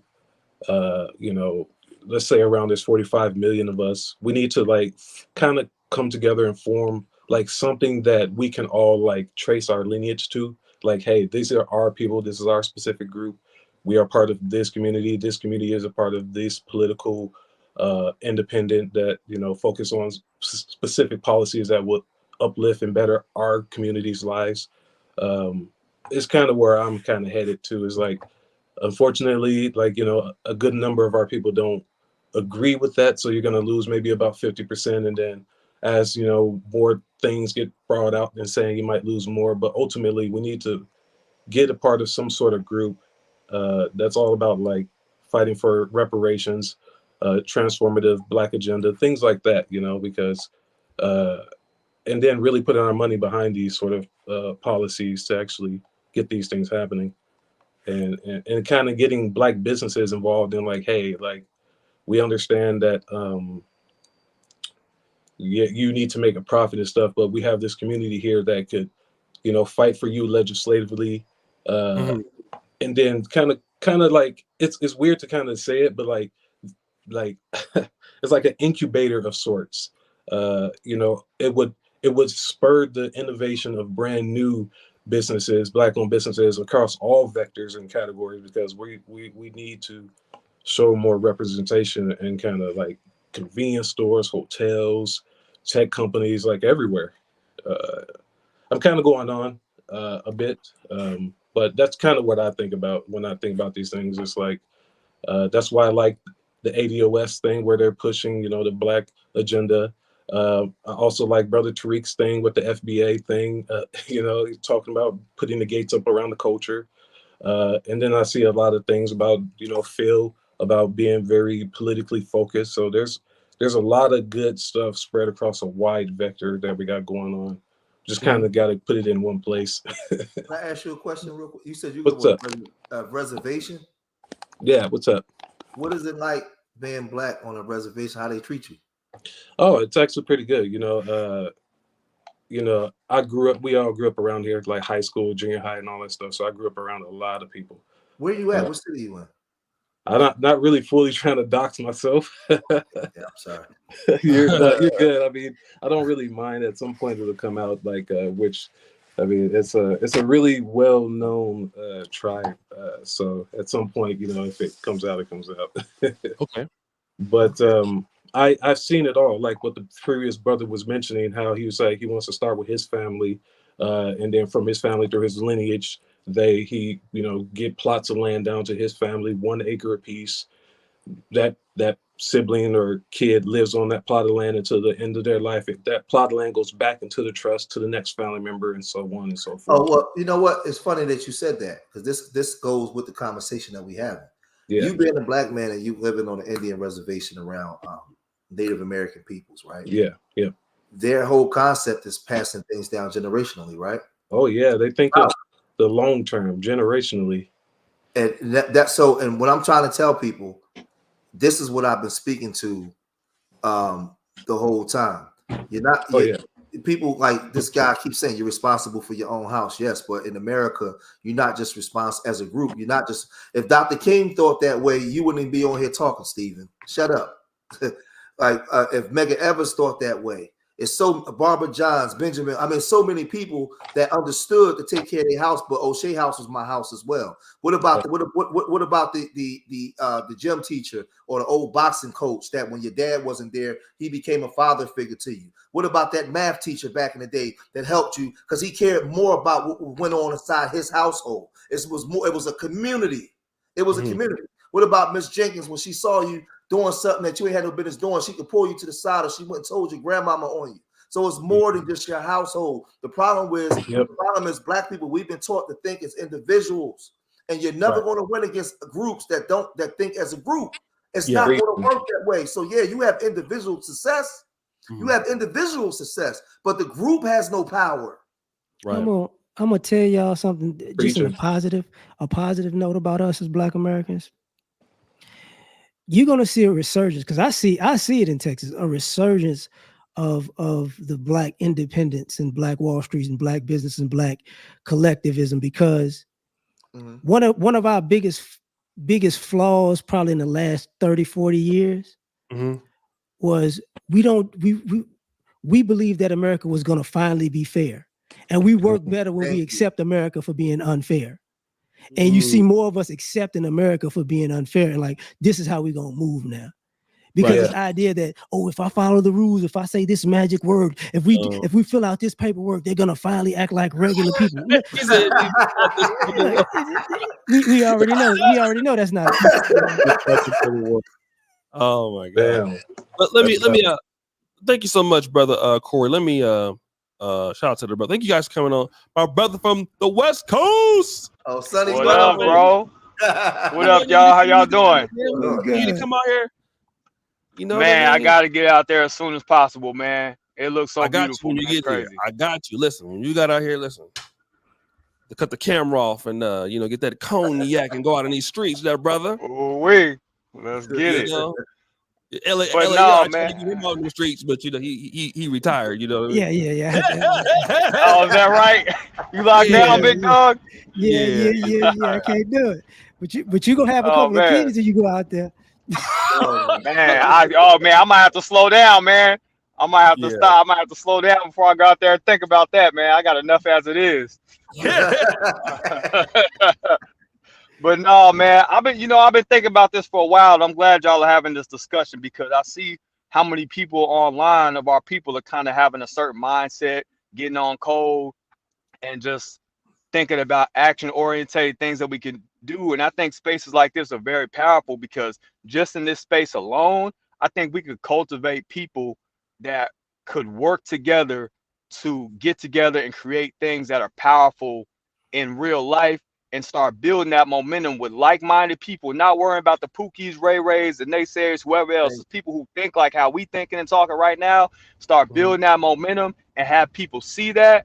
And I think that could be a powerful, powerful thing, as well as those of us who are parents and have children, start influencing them to get with the times, to start influencing them to, you know, study AI, study these new technologies, rather than being a victim of it in the future. We got to get ahead of the curve and be like how the Chinese was innovative since the 1970s, get ahead of the curve and have that competitive advantage. Somebody said I got inspired with a switch. No, he's right. He's right, man. We very sharp people. Once we focus on it, just like in sports, basketball, anything else, we take over. We just got to put the focus and the energy there. And if that becomes a part of our culture, we're going to take over just like we do with anything else. You know what it is? I think that, I'll give it to you, Eliar. I think that is one thing I will say this, right? What Eliar said and the guy Steven and Brian in the chat, right? This is one thing I know. There's a lot of black people that's doing a lot, that's doing big things, right? But we do it as individuals. And my argument ever since I formed Urban Nerds, and it was a reason why I named it Urban Nerds, because a lot of us come from urban areas and we have a lot of intelligent black people. We got more smart black people than thugs, but the thugs are the loudest in the room, right? The one issue I have and why I like social media is our intelligent black people, we have to do a better job in showing ourselves to the community. Young kids need to see black people doing stuff with their eyes that they can say, hey, I want to be like that, because they see the dope boy. But when you start owning 14, 15, 25, 40 properties, they don't see you no more. They need to see you. They need to see the model. We have to show, when we start getting success, we got to show it to the babies. This is why, and I shouldn't always have to come looking for you. You have to show it. This is what I would say your responsibility to your people is, if anything, not even money, just to show young kids that it's possible to be done, and they can do it. Because I use a person like an O'Shea. Real talk. I tell them this on the phone all the time. Grew up in LA, born in LA, grew up in SAT, went to school all the way 3,000 miles all the way to the east in DC. Went to Poland, got a degree, now living in Africa. Now I'm gonna ask these two brothers on the platform, how many black men you know will live a life like that travel? Really none. That's an experience that young black boys need to know. We need to see this kind of stuff. That's all I'm saying. I'm about to add something to that, and I ain't trying to undermine anything. We as black people, sometimes we forget why we're such a threat to America. If you look at our history, it's blatant, but we don't look at it enough to say, listen, let's just use China for an example. Without white interference, 30, 40 years, now they're a global superpower. Right. Japan, without white interference, they became a superpower. This is why they got they foot on Africa. And when you hear the African leader say, look, man, y'all finna start paying our price. That overnight. That's why you see in the Middle East, you know, like that's when y'all talk about Dubai. They took control of their oil. You got to pay me, blah, blah, blah. This is how they live now. Right. When it comes to us black Americans, our success undermines global white supremacy. That's why they always effing with our stuff. Because if we're left alone, you've seen in our own history in America what happens, what we do when we're just left alone. It can help the U.S. economy. Yeah, it can help black America. Yeah, it can lower crime. But what else would it do? It'll take people going, we don't need white people like that. We could go over here. We could do this. We could do that. Right. So that's part of the reason. Okay. What you're saying is correct. But the one part I would just add to it is we are, let me say it right, because what you said is spot on, right? But the one part I would interject is, because I see it, black people don't even need white people to leave us alone. We already influence the world. We've been doing it. The problem is we don't know who we are. That's the biggest problem. I wish we could step outside of ourselves sometime and say, well, damn, we did all that. Oh, well, shit. We did all that while you was hitting me in the head too. Imagine what we could. Like literally, what we've done, literally, while they've been hitting us in the head and kicking us up the ass, we still move the culture. To this day, the problem is we give it all away because we don't understand our value. Well, so what you're saying is correct, but I think that's think the that thing. we Like, value ourselves. that's the thing. Sometimes we gotta. I don't look at it like as we gave it all away. I look at it like we got finesse because of the laws, just like the things you talked about earlier with all the executive orders. Mhm. A lot of the stuff that we think is given away is things that basically were, American business models stolen and taken credit for by other groups because it was legal to do so. And now they have these big conglomerates behind it. People like the most simplest thing where I could put it is, if a black man invented a potato chip and Frito-Lay has all of this money and Lay's potato chip has all this money, that's all stolen. Everything is stolen. So when you sitting there eating your chips with all your different flavors, and I buy those wrap snacks, like the Master P, because I'm like, what I'm gonna pay a black dude, right? Black man invented chips. Why I'm gonna get some chips from a black dude if I'm gonna do that? If I can interject real quick, I'm about to lose my signal in a minute. See, I believe that's why we need to take the competitive advantage. We need to study ferociously, and we need to take the competitive advantage, because if we have the competitive advantage in technology and we hone in on that, there ain't nothing nobody can do, because they'll need us. They can't do nothing.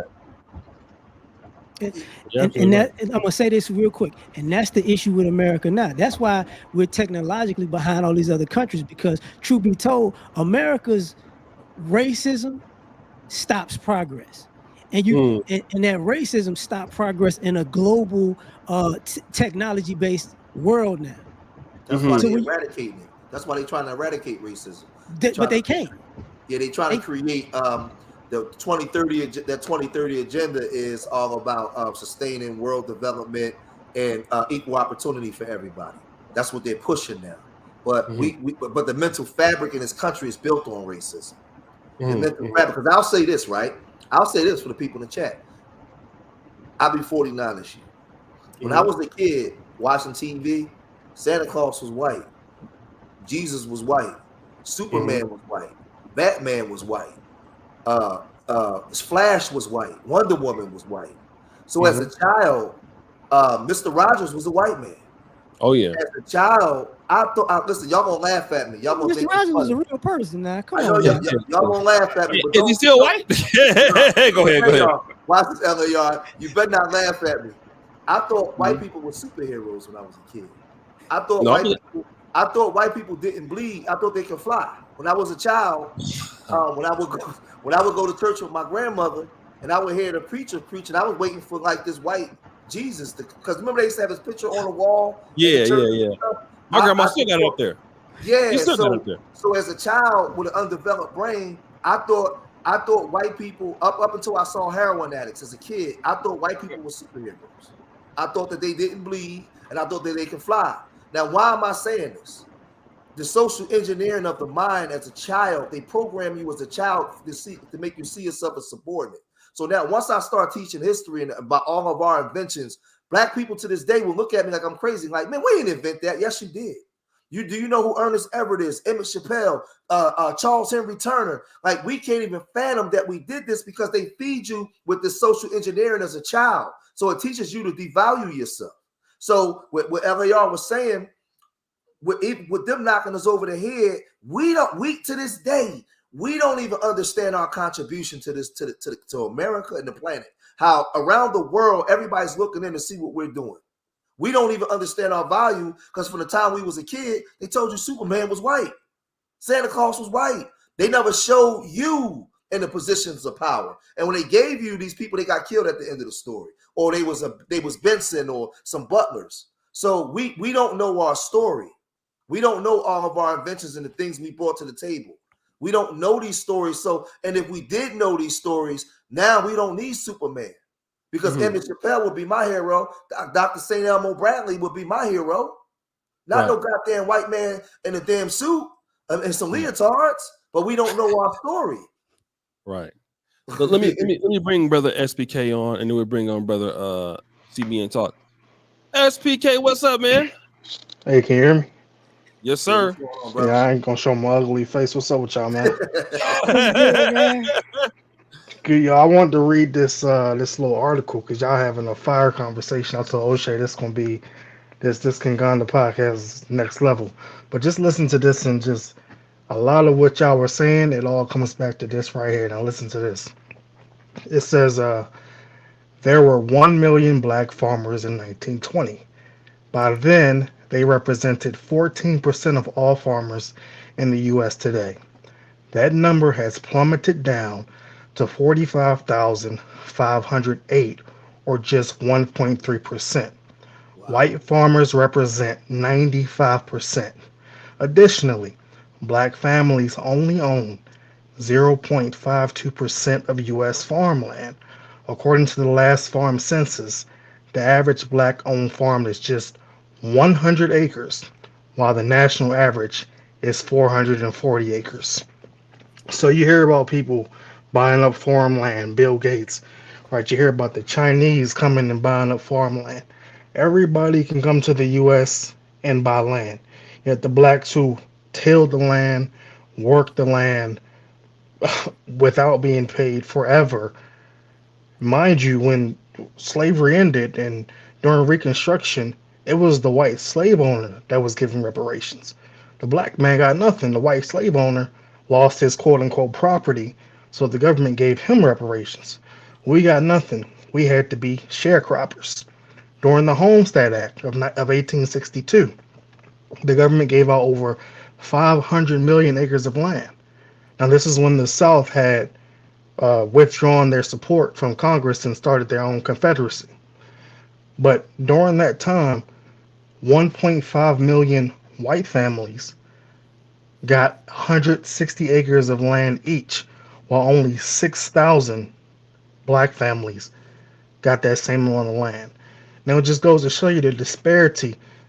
We can have all these businesses, we can keep money in the black community. I agree with all that. But if we don't control our own food, right? If we don't control our resources, we don't know how to grow, we don't know how to plant, we don't know how to, have chickens, have pigs, have cattle.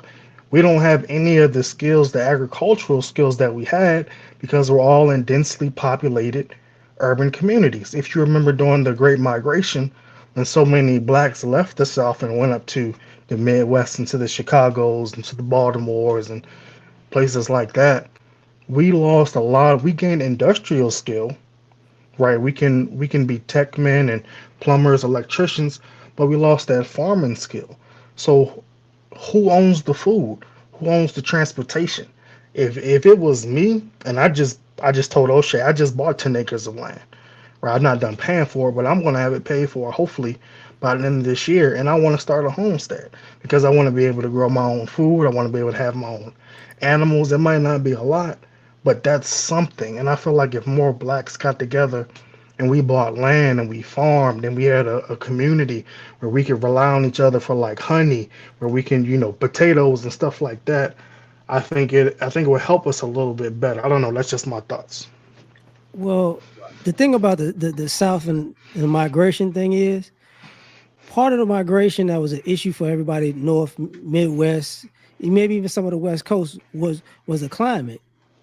Like when you move to the Midwest and to the East Coast, you can't grow food like you can in the South. No, you can't. So what wound up happening was the people had smaller plots of land, but I still remember as a kid, like people they used to have gardens in a backyard. Yeah. Since you didn't have a farm no more, you had it all in your backyard. And that was especially in the South. People don't realize this in New Orleans. It was chickens running up and down the street.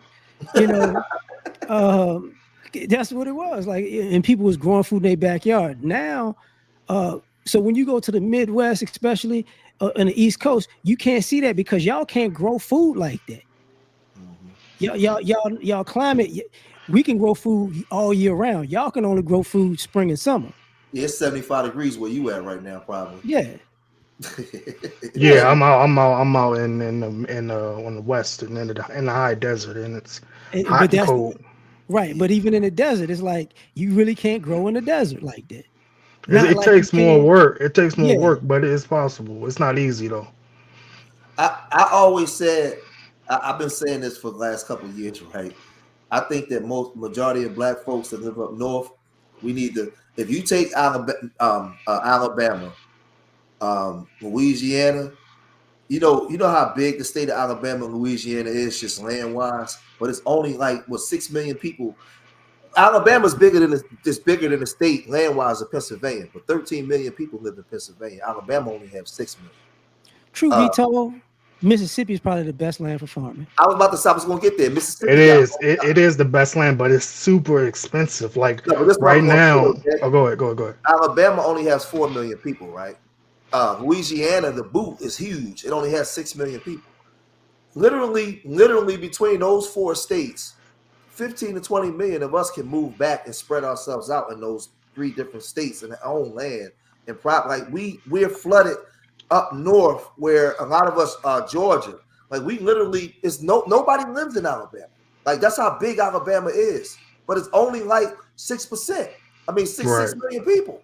Right. Like, and I just think a lot of people don't really understand that. Like, it's a lot of land and stuff that we can actually come back into the South because the experiment of us going up north has been a colossal failure.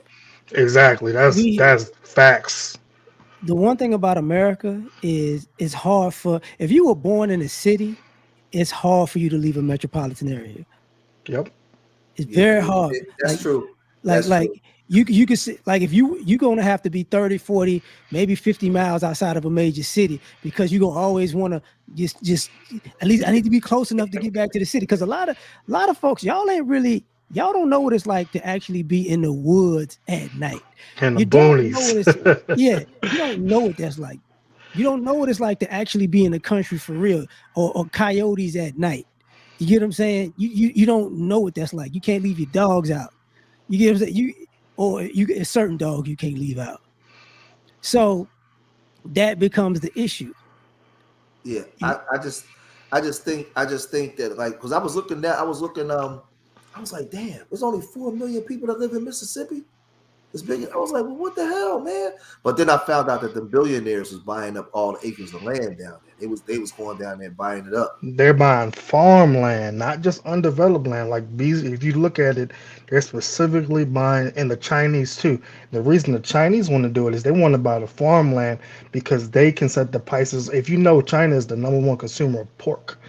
So they got to import pork because they can't make enough there. So they buy farmland to import to grow pigs and import pork back to their country at a lower rate than if an American farmer was going to sell to them at a market rate. So instead of going for that farmland, which Bill Gates and them can afford, for example, in Rawlins, Wyoming, I'm looking right now, you can get 39.4 acres for 16,000. Now that's less than the price of a used car I think it's and too many cold. used cars. My only problem with Wyoming is too cold for black people. You can't do much I in don't think Wyoming. like that, brother. I'm I'm telling you, playing. because they got ranchers. They got. If you ever watch, what's that show called? That show with Kevin Costner. Who's Yellowstone.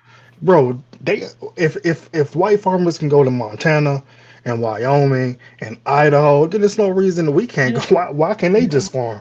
most of those You know people aren't why? farmers Niggas though. don't want to get chased by a moose.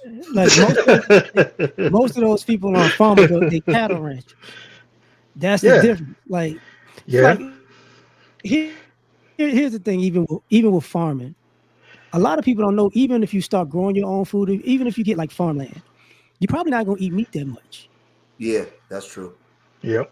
Well, because you more like a lot of people. Yeah, you gonna eat more fruits, more vegetables, and it ain't just because you growing it. It's because you ain't ready to kill your cow. You ain't ready to kill your chicken. You got to do that. You ain't ready to do that. That's why you see a lot of people that have farmers. They hunt and fish more. They don't kill their own cattle like that. I But think pigs, for example, kuni pigs. You can buy the little piglings, or you can birth the sow can give birth, and you can raise them, and you can get up to $1,700 for a 450 pound pig. It's not going to be easy. My whole point is saying is that if we want to take back power, I think trying to do it through the ways like I think George was saying, through the ways we've been doing it since the Great Migration, since the industrial era, I think that's kind of a failed experiment. Now, some blacks have succeeded because you always have some great sports players, people who are very intelligent, people who get to work in government. But for the average black person, what's the best route for them? For them to take maybe a pay cut and come back down south or go out west and work on the land, or continue to try to play the, oh, now my home prices is 400,000. Now the interest rate is 7%. So now I'm priced out. I'm priced out of apartments. I'm priced out of homes. What the hell am I supposed to do? So hey, I can get this plot of land, these 10 acres here for about 8K, 9K. I mean, it's just an option. It's just an option. That's all. I'm gonna say, I'm gonna say this real quick. My bad. go ahead, man. If you remember the use of a pig, for people who don't know farms, pigs, one of their primary jobs is to be a trash compactor. But the other thing is they kill venomous snakes. That's what actually, that's what protects you. That's what protects you from your chickens and cattle not How they being do killed. that? How the pig? Because Yeah, I didn't even know that. I ain't gonna lie. because they don't have veins. You can't kill a snake. So when rattlesnakes and other snakes bite them, they can't kill them. So they eat the snakes. Dang. Okay, good to know. So Yeah, I didn't never know that. Let me say this too. I'm gonna say this, but I'm gonna be short with it because it's not. But there's gonna be the. Okay, let me put it this way: for some people that in the back that's working with slow gases. When you see these immigrants coming across the border now, they're coming from someplace and they're coming off of a land. The United States government now it's cheaper for them to come here and come into your community and make money, where the land that they left, the government now takes that land and they're making billions off of that land. See, y'all look at South American and Central American countries. You like your bananas and your oranges and your grapes and all that. That's a multi-billion-dollar industry. Sugar cane. Yeah, all of that. The land that they're coming from, they're taking, so that you can come here. What you can went and got a banana off the tree. Now you come here and get a job and got to buy a banana. So now you come here and you become part of the economic system, and we take the land that you left. Right now, that same playbook is what they want to do now with gentrification and have these immigrants come in, and now the death of the industrial age and the families, and now you have the what they call it, the tech age, right? There's going to be a great migration of blacks back into the South because you have nowhere to go because they price you out. Exactly. So now they have a 2030 agenda, 2050 agenda. Between 20 now, WEF. Yep. blacks are going to be migrating back to the South, out of Chicago, blacks can't live in Washington D.C. at all. first, before you say that, just so y'all know, they pricing you out of the South. Yeah, but this is why I was going to get to that, right? They pricing you out of the South, but the cities they want back. The cities they want back up north, DC, New York City, Philadelphia, they pricing you out, and they have to have a place to send you. So a lot of y'all, and this ain't me. Study the 2030 agenda, the 2050 agenda, and what they're doing with these contracts and the influx of immigrants coming in by 2050. Who's going to be what? Who's going to be in power and what it's going to be? Y'all got to start reading and studying, and then you can see it play out right in front of your face, right? So there's going to be another mass migration of blacks back to the South, because a lot of these blacks that live in these up north cities are not going to be able to afford to live there no more. So they got to send you somewhere. You're going back to the South. So and what my brother SBK said, some of you are going to be okay because you got enough education or smarts to be able to get through. But for the most part, the most layman person, you can't, you're not going to be able to live in these areas. Unfortunately, it's over. This idea of building black communities and that part is over. The whole agenda is already taking form, and I can get deeper into it, but I won't. But part of what you see with the LGBTQ and these agendas and the all inclusive society, there's no such thing as an all inclusive society, because you have to have some things that's not included in the society in order for it to run. But when they create an all-inclusive society, this is what you get, right? And the whole thing is haywire. So like I said, a lot of these cities that we live in is over. That part is over. Like we I'm gonna gonna just have end. I'm gonna end on this right here. I appreciate your time. I want to say I think personally, especially my time that I spent in Uganda, it was eye opening because I'll never forget seeing like goats and chickens on the street and in the yard, and I'm so naive. I was like, hold on, this must be somebody's pet, I but mean, Sam, they like, no, this is food. Like this is someone, and I feel so dumb, but now it makes sense. So I'm like, they're yeah. homesteading there. They have tons of cassava. They have tons of matoke. At minimum, they'll never be hungry. The How many government might sandals did provide you the see when you was service. there? What's How many that? sandals did you see when you was there? Sandals. Yeah, they got plenty of them. Yeah, yeah. OJ know about that. I'm moving to Yeah, Africa. three, I'm three, opening up of a the, three sandal of the shop. four have been in Uganda before, except for yo ass, man. Yeah. So I know. I'm opening up a sandal shop over there. no, but real quick, let me just end. The black I went to Alabama A&M Agricultural and Mechanical University, and I Mhm. didn't take advantage of my time there. As blacks, I think agriculture. If you look at AI, it's going to be taking how many jobs is going to be taken away from us. I think we have to get back to our roots. Not saying everyone can be farmers. People will make excuses. Oh, it's no water here. The land is untillable. Okay, that's cool, but the white man is doing it. So Right. But you he ain't know, making excuses. but you So know all what? I'm saying, Okay, go yeah, ahead. go ahead. But All I'm no, gonna say is that I think we got to think of alternative means. That's all, and I'm gonna leave it at that. Yeah, y'all be I would blessed. say this, LAR. The mistake that we make is once they start pushing us all back together, where we know we have no choice but to get it together. You'll see us, whatever it is that we're supposed to do, whatever's supposed to morph out of that or morph out of it. All of us, like if we all just say, let's just hypothetically speak and say it was a mass migration back to the South. Everybody Mm-hmm. could be a farmer, but the things that we supposed to do that we wasn't doing, we'll be forced to do it. And I always say, I think black people, I think our communities, whether you black in America, if you in Jamaica and Haiti, wherever you at, we're at a place where we got to be forced to do certain things now to bring it out. Like to really, like it has to be some type of, it's going to have to be something because people are unfortunately, are people too comfortable. They too comfortable. They have that comfortability. And it sounds crazy when I say that because of all the things that we see our people going through. But despite all of that, they still waiting for Jesus to come save. They comfortable as hell, LAR. Unfortunately, they waiting for Jesus to come save them. Go ahead, brother. CBN. Yeah, hell, what's going on, Hey, bro? what?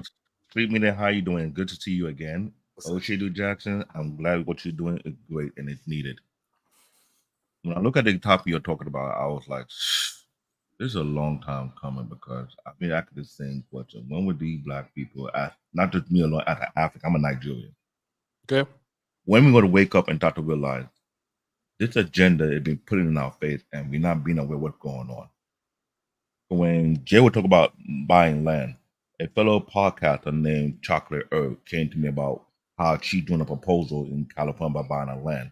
And what you were she's trying to get other people to join in the investment, which it thought of at least $5,000 of an investment, was to get like 40% of the offer. But I told her I'm going to talk about it on your platform just recently. And when I saw that thing going on for a while, I thought I asked myself this question. There's too many opportunities that pass us by that most of us are not paying attention to, involved in investing in our own, owning our own, doing our own things. We see the agenda that being put forward by the using the migrant to replace the African community, the African American community. I live in Brooklyn, New York. I don't see the migrant in Brooklyn, but the migrant mostly in Manhattan, mostly in Midtown Manhattan, Upper Manhattan, in the rich district. And I watch the news every other day and I look what was going on. I was like, this is happening here in Brooklyn, no, Manhattan. This is happening in Chicago. This is happening in California. They get in free housing. They get about $3,000 worth of money in the debit card, whatever. And I was like, when we going to wake up and start saying, no, enough's enough. We need to start doing our own thing. We start owning our own thing. Because I remember watching Ochidu Jackson, his Ken Ghana podcast, and I see the content we're having. And the other thing company we have over here on this turf. And the thing that came to my mind was this. First, we're going to stop allowing people to write our own agenda for. We're going to start saying, enough is enough. We need to own our own school, like they say, own our own food, own our own groceries. So far, I can only name about maybe 4 or 5 groceries owned by Black people in this country today, and it's slowly and steady. And this when we talk about people owning farmland, it's not much. But my thing is, where is the money going to? Where are we wasting our money on? I got one. I'm gonna tell you what farmers can do now that they probably couldn't do 20 years ago, maybe even 10 years ago. Because when you're a Black farmer, they don't want to buy your Black products at these major things. So that's why you lose money. But now, what you can do is you can go to the Black restaurant owners. Look, we got all the onions you need. We got all the carrots. We got all the sweet potatoes you need. Now that direct buy can actually subsidize stuff because there's so many more Black restaurants out now. And one of their issues is what? They get overcharged for product too, just like they go overcharged for rent. Mm-hmm. So like once we close that gap, everything else is gonna be easy. Yeah, I get it because when they sit there, we don't have a proposal. I told her I would tell. I work on Black Men on Filter Network. I'm the head engineer. I'm sure people didn't know about that already by now. Every now and then I pop up once in a while, but I work in behind the scene, and we have a lot of these Black central conversations about what we need to do with our community and owning things. What I always keep pushing: we need to own our own stuff. We need to own our own school. We need to own our own grocery. We need to own our own bank because think of it in Philadelphia. I've been in Philadelphia. I see how it is. In Brooklyn alone, which I don't think people get it, I've seen over 27 Jewish schools. Dang. Oh yeah, Brooklyn. Yeah. Alone, only in Brooklyn, 27. They have their own school. They have their own banks. They have their own. I can't even call that pantry. During the pandemic, everybody getting a free. They were getting a second extra helping. They even have their own hospital. Mm-hmm. And that's why they fighting to make sure them diamond mines stay theirs in Africa. You cut the diamond mines off, they don't have none of that stuff. That's it. Right, that's true. And I'm glad because when Ocho Mena was Wodemaya, I've been promoted Wodemaya channel for the past 2 or 3 years. I tell people, Africa is not a shithole country. I'm from Nigeria. I have my own issue with the politics in Nigeria. I even shocked that Ocho know about my country more than anybody. I'm like, this dude have been doing his homework. I'm like, God damn. You know what? Mine's in New York right now. Yeah, he in New York City. If you'd have told me I would have contacted him, you'd have had a sat down. Yeah, he's there now. But you always busy. Ocho, you always busy. That's why I don't bug you. You keep saying, don't bug me. I'll never call you back. He just called me. He was in He's in Manhattan. I think at least a few hours ago he was there. So that's crazy because I talked to him about a year and a half ago about what's been going on in New York City, especially in the African diaspora, because there's been a conflict between African and the African American, how people look at things. Mm-hmm. I grew up in New York City. I spent 7 years in Nigeria. And I see the political madness that was going on before I came back to this country around 1997, 1998. Mm-hmm. And then that's when my mindset had completely changed. Mm. And what I noticed, just like you say, O'Shea, African people will come here, little to nothing, and hit the ground running. They work 10 times harder than anybody else. And you said the same thing happened when you go to Africa. You have to do the same exact thing in reverse. And when he said it, I was like, finally, someone get it. Yeah. Finally, someone understand it. Now we got to figure out how to make it work where we live at. And then unify. We got to make it work in Nigeria and in America. And then we got to get on the phone and say, yo, what you doing? Oh, I got this. Oh, okay, yeah, I need that. Bring that over here. O'Shea would tell you, a lot of African Americans are secretly investing in Africa for almost a decade, doing a lot of great bits, and people don't even know about it. Yeah. You look at the real estate that's going on in Uganda, Ghana, Nigeria, Kenya. It's unheard of. Actually, I think LAR was here for like 2 days, and I was so busy. I don't think I came to see you into the hotel until like the second or third day, right? Yeah. He was on the move. Like the easiest thing I can say that people can help other people. Save somebody some money. Yeah. If you save somebody some money, you can work together. If somebody say, "Yo, I need to," like, just something minor, right? Just something minor. I got one of my two neighbors are black, and I wasn't home for a while, and my yard was terrible. But I do my yard, and my next door neighbor, his yard was the same. He was like, "Yo, man, I need to cut this grass, but my lawnmower broke." I said, "Well, shoot, I'm gonna charge mine up. You can have it. Go ahead, use it." Simple stuff like that helps a person. Yo, man, my shingles off my roof. I can go up there and get it. I can fix it. You know, this is messed up with the car. Hey, what's wrong with it? I can fix that. That kind of stuff you do when black people start helping black people save money, because then you start building not just trust, but you start building a pipeline of economy for people to work with each other. Because they go, oh, okay, I'm gonna call this person. I'm gonna call that person. I know this person. I know that person. You know, I won't ask this. I'm gonna bring the topic back, right? As you know, we 2 hours in. I want to really get in. I want to get into this, right? The last half of the show, the last part of the show, right? We talk about the Democrats. We talk about the liberals all the time. I want to speak specifically about the Republicans now. Because I get on O'Shea all the time on the phone about the wording. The wording, because what happens is I can have a conversation with O'Shea and I understand what he's talking about, but the masses, when they hear him just say liberal cities, these Democrat-run cities, first thing they say is, yeah, vote Trump.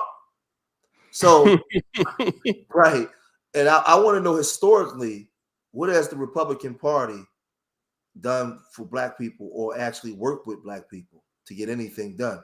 What is the history of the black and Republican? And don't take me back 100 years, because if you try that, I'm gonna show you. I'm gonna pull up and share the screen, and I'm gonna show you where we had to create the Black Republican Party because they didn't want us a part of their party. So don't even try that either, because you're dealing with me. So you want me to just go ahead and be a jerk about this? Hold on, before you do that, before you say that, right? I'm just gonna say one thing. What do white people say when you say that? They say, well, what do you have to lose? That's the response. Yeah, you know, that's the point. The response, like, well, you ain't getting none already, so the most you get, at least you come over here and get the same thing, which is nothing. So what do you got to lose? And that's a great point that you just said, and that's why I'm saying black folk. A lot of y'all like just using talking points.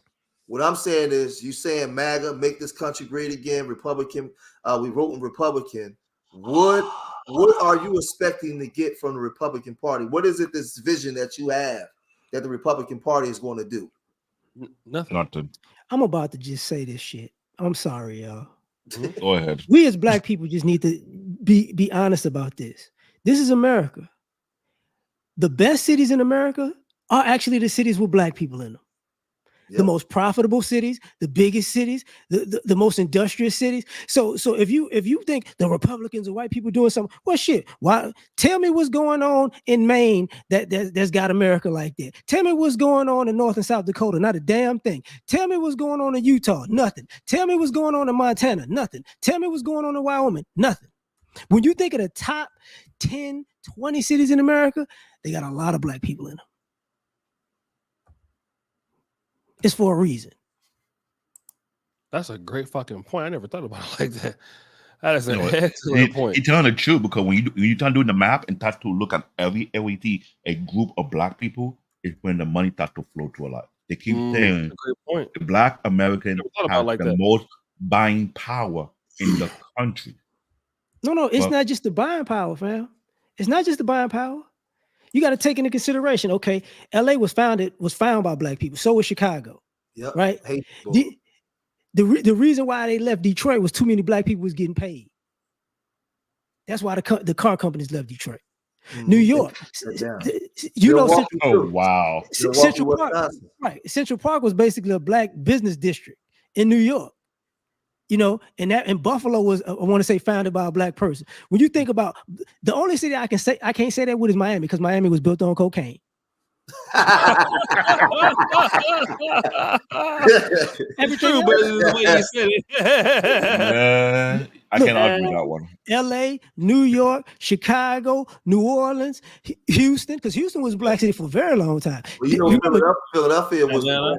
Philadelphia was the black utopia before before Harlem was made. Philadelphia was it. That's where, you know, before they went into Harlem. That was the first black renaissance up north. So yeah, you said was something that was, but you said something, LAR, when you first started, when you started what you just said was where the blacks live at is where the economics live at. And this is what I've been trying to tell black people. Yeah, that's a great point. It's funny how you running away from your communities and other groups are running to your communities. You say that Brooklyn is one of the gulliest places in America. And to me, it don't seem like it, because all the Asians don't mind running there to buy businesses. All the Dominicans don't mind running there to buy businesses, but your black ass want to run away from it. No, you have to own. Just imagine 1987. Those 3-story brownstones, them crack shacks up in Brooklyn, up in Brownsville, and in Harlem. Well, don't mention those. Buying them up, how much they worth today? Back in the 80s, it could be like 20,000, 10,000, 15,000. Yeah, now they worth 5-6 million. Yep. No, because they were selling them for $1 in the 90s, right? No, let's correct it. In the late 80s toward the 90s, they were selling for $1 because due to the crack epidemic that was going on. But it was still cheap. Any brownstone near to the Barclay location before the Barclay was existing was like $1.2, $2.3 million. After the Barclay construction was completed, it jumped from 1.2 to 5 point something, from 2 point something to 6 point something. So all the brownstone, when you have Bloomberg put a little stupid ass law whereby if you don't maintain your brownstone house, it will be taken from you. A couple of people lost their brownstone house in the process of that. Well, you know what they were doing. Hold that thought. That should be a message to people in Baltimore, because that's happening now. What's happening in San Francisco? Them row houses and all that stuff. It's the same thing. Same thing. Well, let's put it this way. Oh, go ahead, Ellie. I'll finish. No, I'm done. Well, let's put it this way. Go ahead. Here in Philly, right? They did the same thing in San Francisco. When they brought that crime bill in '86 and they started indicting dope boys, what people didn't realize is, I'll give you guys in the chat something to think about. They didn't indict a lot of those dope boys, and I ain't talking about the small time. I'm talking about the big guys. They didn't indict them because they were selling dope. They didn't care nothing about them selling drugs. They didn't care nothing about the murders or any of that. Land seizure. Well, they in Detroit and in Philadelphia, in New York City, San Francisco, a lot of the dope boys started to learn from the Jews and the other groups, and they start buying up the property. And once they start buying up the property, the indictments came. And when indictments came, they had the seizures. So there was a guy here in Philly. He was a big time dope boy. He retired. He was retired for 10 years. But he was a multi-millionaire because he owned like 100 and something properties. He was just buying them up. And once Temple started moving westward down Broad Street, he owned a lot that he didn't want to sell, and it was messing up a multi-million-dollar project. Guess what they did? He got indicted for some dope stuff from 10 years prior. And they do this all the time. See, this is the thing what people need to realize. I'm gonna say this to you too, and why I say you have to own your stuff and have political power. A lot of these immigrant groups that come into America, that's not connected to your pain or you. This is business. When they come in and they start buying up the property because they're making money off you and the communities you live in, they'll go to city council and fund them and these other people to get you out of the way, bro. You are individual. That is true. You don't have a group. When you go into these auctions and you go buy houses, I see Russian Jews there, 10, 15 of them. They be from Cleveland, everywhere. I see Asians. When I see a black man, I see him in there by himself. That is true. When I see Africans, there's a group, because all of them come from another place in America to make money. African, they don't play around. They come out the network. They come. So what I'm saying is, here in Philly, one of the fifth, sixth biggest city in America, yeah, you had not just dope boys, but people that made money. They find ways to get you up out of that stuff. So, but when you have power, when 14, 15 of y'all can walk in the room and say, hey, listen, we control the economics here and the politician and the ward leaders. We run all this here. They can't do that. But when you just own a bunch of property, but you don't control nothing, nobody in city council, none of the ward leaders, you control nothing. The immigrants do because they own all the businesses and everything there. You're done. That's what they did in San Francisco. That's what they did here in Philadelphia. I said, listen, it's so many of them. They don't care nothing about that. They cared about so the moral of the story is, if you live here, and you say you live here, you say you FBA. If you say you FBA, well, the FBA way is, if you say we built this country, we're foundational Black Americans, then you should own Baltimore. Baltimore should be yours. West Side, from Pratt Street all the way over to Euclid to Pennsylvania Avenue. All that should be Negro town. If not, then don't say you FBA, please. That is true. That is fundamentally true. I'm not going to argue with that, because I'll be speaking about even Roland Martin have been saying, own your own stuff, own your own thing. He be pushing that, like, he be giving masterclass behind it. And a lot of time I've been telling people, like, people don't understand. When you I work in corporate America. You work behind the door where people do their business. You got to see how they run their business. It's been true. All the real estate business that been going on within the major city, they're using the pension of the Black state workers to buy the property and give it to the highest bidder to do whatever part they do. When they make the money off that, they put the money back in the bank. And you know what? That happens here in Africa too. He's probably right about that. That definitely happens. Let me not say too much. Yeah, that definitely happens, man.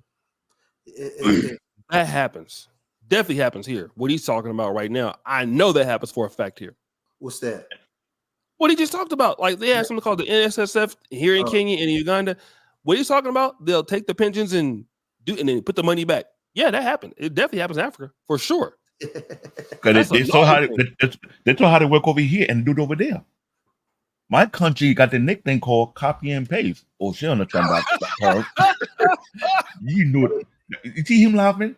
Well, a guy from California that know Africa more than for the guy from California who know Africa more than most African people, you understand the flight and everything, and he's laughing. He know he's well informed about what's going on. Hey, O'Shea, what I always say, what Black group on the planet talk more shit, just as much shit as African Americans? Nigerians and or flashy. Who just as flashy as Black Americans? Congolese and Nigerians. Congolese is worse. No, let me rephrase it. The most flashy people in Nigeria are the Yoruba first. The Yorubas. Igbo second. I'm Yoruba, but I don't act like a Yoruba. I'm not a flashy person. I like to stay under the radar. I used to hate the flash. I grew up in flash, and it's freaking annoying. Don't you know what I'm talking about? They will let you know Congolese is they the kings. I didn't know Nigerians, because when growing up here on the East Coast, it wasn't a lot of Nigerians. It was a lot of Ghanaian and Liberians in Philadelphia, right? Man, when them Nigerians start coming, they was coming in, right?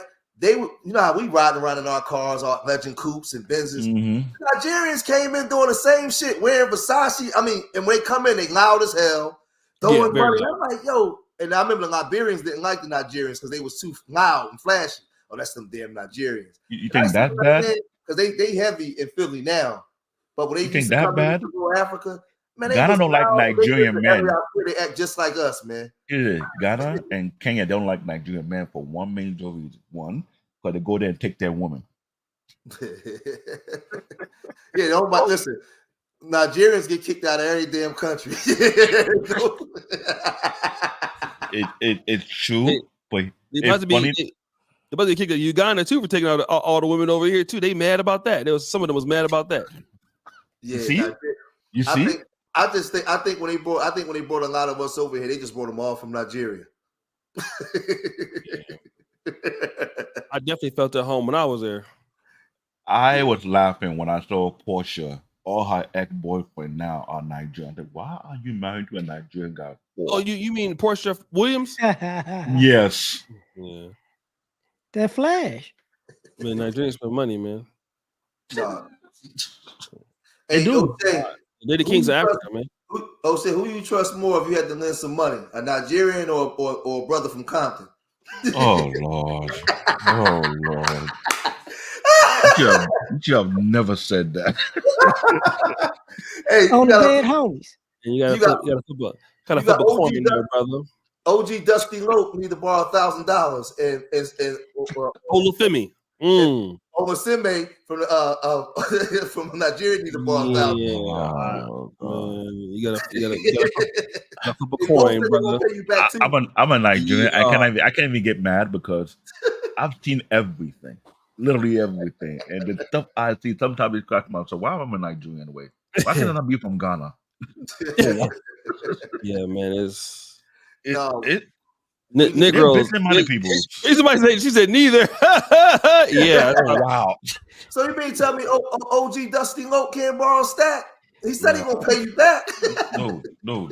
After Nigeria living have over a- here, man, I got a PhD in Negroes, man. I know black people coming and going, man. After living here. And don't you would tell you, whenever Nigerian go to any African country to do business, that business flourish. But the problem is, it flourished too much to the point where there's a lot of rivalry and a lot of flamboyance going on. Because you know Nigerians, they like to show off. And they're very prideful people. They're the reason they call King the Giant of Africa. I'm not even a prideful person. And I was like, yo, you know, y'all put us in trouble, right? You can't go nowhere. You go somewhere and do something big, yeah, it's us. Right. You can't stay local. That does happen. So let me ask you, what do you think the majority of Nigerians, what do you think, like in the Nigerian conversation, like when you're amongst the group, are they are a lot of them going with Trump or are they going Democrat? What I know them Igbos are going with Trump. I know the Igbos. No, the Igbo are definitely going to go with Trump, but the Yoruba, they'll talk about, let's be on the side of Biden based on political aspect of things. But if you're a rich person, you're not going to be on the Democratic side. You'll be more on the Republican side, on the business aspect of it. Why they one thing I noticed is it's a stark difference between Igbo and Yorubas. Because I got a lot of Yoruba homies. The Yoruba dudes here call the Igbos coons. They call them, listen, LAR, they can't stand the Igbos. The Yorubas, they say it is very, very deeply rooted. I'm telling you, deeply rooted. Get an understanding the history of Nigeria. Okay. All this African on African crime. No Igbo person can be no Igbo person in my country can become president. That's how bad it is. I noticed here in Philly, right? In Philly, if I'm in Southwest Philly in the hood, the Yorubas live amongst the black people. The Yorubas, the Liberians, you won't really see them with no white women like that. Them Igbos don't live with us at all. Igbos come here, they live over there in Chestnut Hill, man. They got a Becky. They going to whistle in. The Yorubas integrate into the culture for the most part. Like if you in Philly, like if you went into a bar and you seen some Africans, if they not Liberians, they most likely be a Yoruba or something. But they really like integrate amongst Black Americans. You're not lying. I actually live in Philly. I actually live in South Philly and downtown. You know what I'm talking about? Then I'm telling the truth. They don't. What's the names don't? They'd be the Yorubas, and they don't like Igbo are more prideful than Yoruba. They're more about his status. They believe they're above everybody and they're business minded. Let's be real. Igbo people are business minded people. They're all about making that money, making that. So you know all about Little Africa then, Southwest on Woodland Avenue, the whole strip. It's nothing but it's a whole. I used to live in Philadelphia one time in South Philly. Then I used to live in more like Northwest Philly, off the Green Line. So I know this. Just most immigrants that I've ever came across, most of them wanted the quote unquote American dream, and they only really wanted to be around black people when they found out that it was a hustle. Before they found out it was a hustle, it was like, oh man, we doing our thing, and it's like, oh, these motherfuckers lied to me, brother, hold on. Hold on. We have a podcast in there, Ekene. He's the Igbo guy. He said a lot of Nigerian African used to watch African American until they come here. When they come here and find out what it really is, they feel like you lied to us, you played us, we thought you were like that, and until they see it, and it's all like, wow. When we was a kid, we thought Africa was like this utopia, great utopia, motherland, Lion King. And then I looked around and I said, well, wait a minute. No, it's not. You know what? I said this like when I was in Uganda. I finally figured it out when I saw it, because people say that when they come to America, we got so much opportunity. And when I was over there, I could see, yeah, y'all got so much opportunity too. Yeah, It's Right. just both people are being accustomed to being held down by somebody else. When you leave a place, you feel free from the person that's holding you back. Right. You don't see There you you don't see the person holding the other people back. It's the switch. Yeah. If we left here and went to Nigeria at 100 of us and had to operate as a group, we would perform because we would be forced to. You have to, yeah. Yeah, if you do that, if you go to Nigeria, you will have your own little Brooklyn city, like the Chinese have their own little thing. It's going to happen. So you say if they open up the gates and just sent 1 million black Americans back to Nigeria, they be in no. Hit the problem. Nigerian government are very slick with it. If you're a well-known celebrity, they're willing to open the door for you. They're gonna be riding low riders over there. Even Uganda the same way. Osha talked about it several times on so many podcasts. Like, these African government open the door for black celebrities willing to spend X amount of dollars in their country. They wouldn't do that quick and easy, as long as you have a name. But if you don't have a name, but you have a well-known business that they know about and they do the research about it, they want to sit down at the table and negotiate what they can get from you. But if you're an individual, it's not going to work. That's what O'Shea said. You gotta have something. You gotta be ready to perform when you come there. You can't just come there with quickly rabbit ear pockets. Of course, with a plan for them to want. It's been that way. What I tell a lot of guys out here in construction, you're doing construction for more than 10 years. I'm not mad at that though. I think it should be like, I think Black Americans should be like that. You want to come amongst our group, what are you bringing to the table? Like we need to get back to having, I always ask this question in the Black community, and not just in the hood, in the Black community, what is the expectations for a Black boy? How high is the bar set? Me and O'Shea was having a debate on the phone earlier today about Deion Sanders' daughter. And I understood the point he was making, where some of the points I disagreed with. But after I ponder and think about it though, right? The argument that he was making based off of who she got pregnant by, right? I asked the question, what is the standard for a Black boy? And how high is the bar set in the communities that we come from? Whether you got money or don't got money. What is the expectation? And I think based off of what you said, when you go there, they have this expectation. They expect you to perform. In our communities, I mean, it's not about performance. Right. Ocha get it. Ocha understand it. Not only Uganda, but also in Nigeria and other countries. Any prominent African family who raise their daughters will be highly pissed off if their daughter marry less than what the standard should be. Mm-hmm. I remember telling the people on my platform that I work with, the Black Men on Fifth and Network, we talk about the dowry system. I tell you, you don't want to talk about that dowry system, but you know why? We bring the dowry system conversation to the U.S.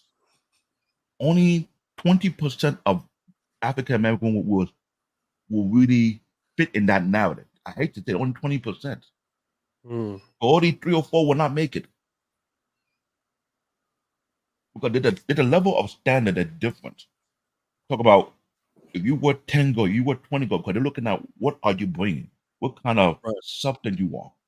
Ocha see it. I'm sure Ocha been there for almost 3 or 4. You see a lot of prominent African families, how they conduct, how they operate.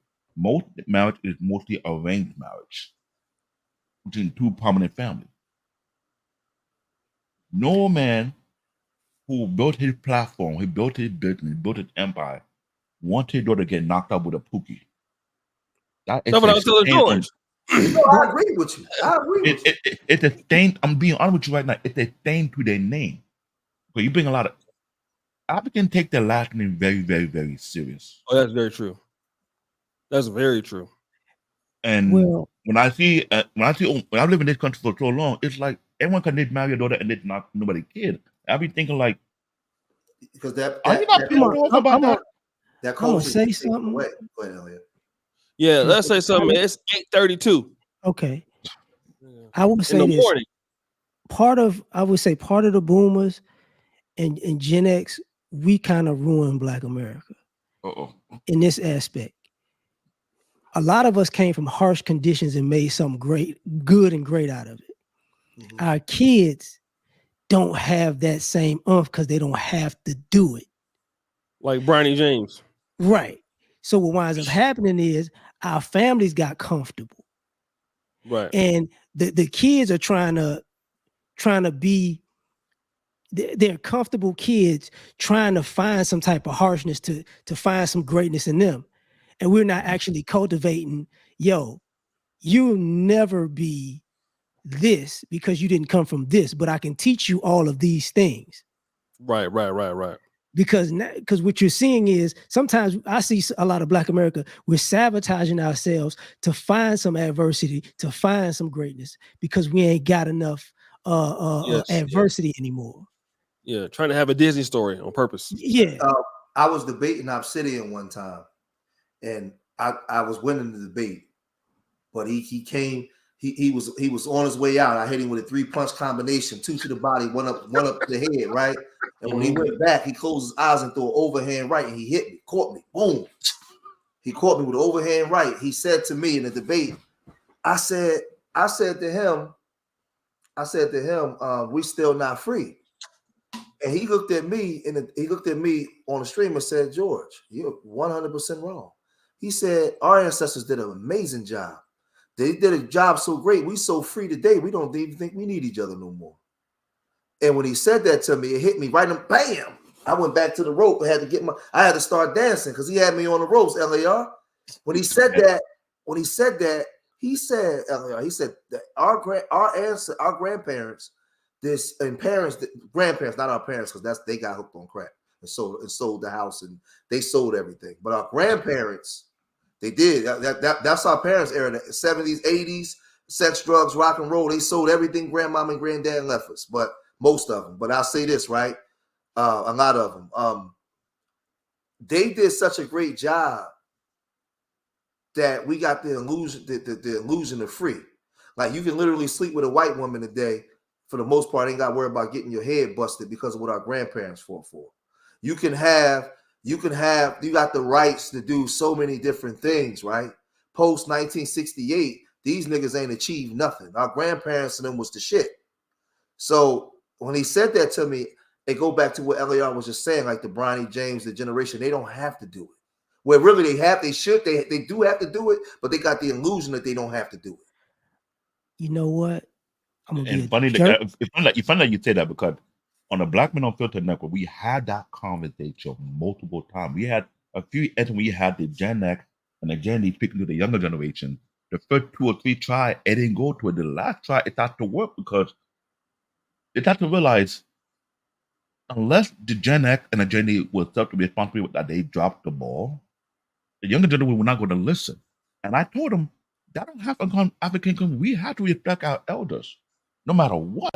But it's funny how in America, it's like that quick to point the blame and say we're not going to listen to you. I effed up. To why should we listen to you in the first place? it's not that people effed up.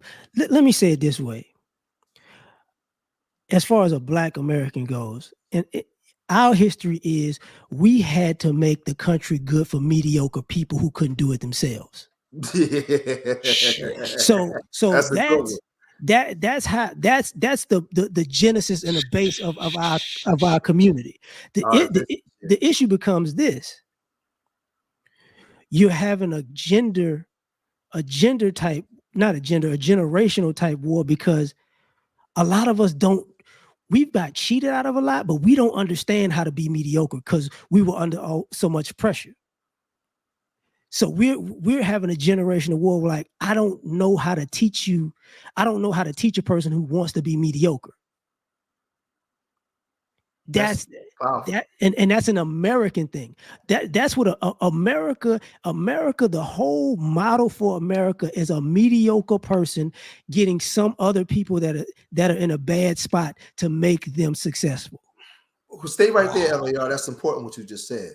That goes back to what I said an hour ago. Even we influence the world. Listen, it's 2 groups in the diaspora that I often say. I've been saying since I've been on YouTube. Black Americans and Jamaicans influence the whole world. To go all around the world, from food to dance to culture to inventions, Black Americans and Jamaicans influence damn near the whole world, right, in the diaspora. And The thing is, we've been doing it while we've been under overt oppression, getting knocked upside our heads. I mean, literally, from the gas mask to the damn stoplight to the stop sign to the golf tee to, I mean, so many different things. I mean, just as understanding diseases to. I'm gonna say this and shut up and I'll be done.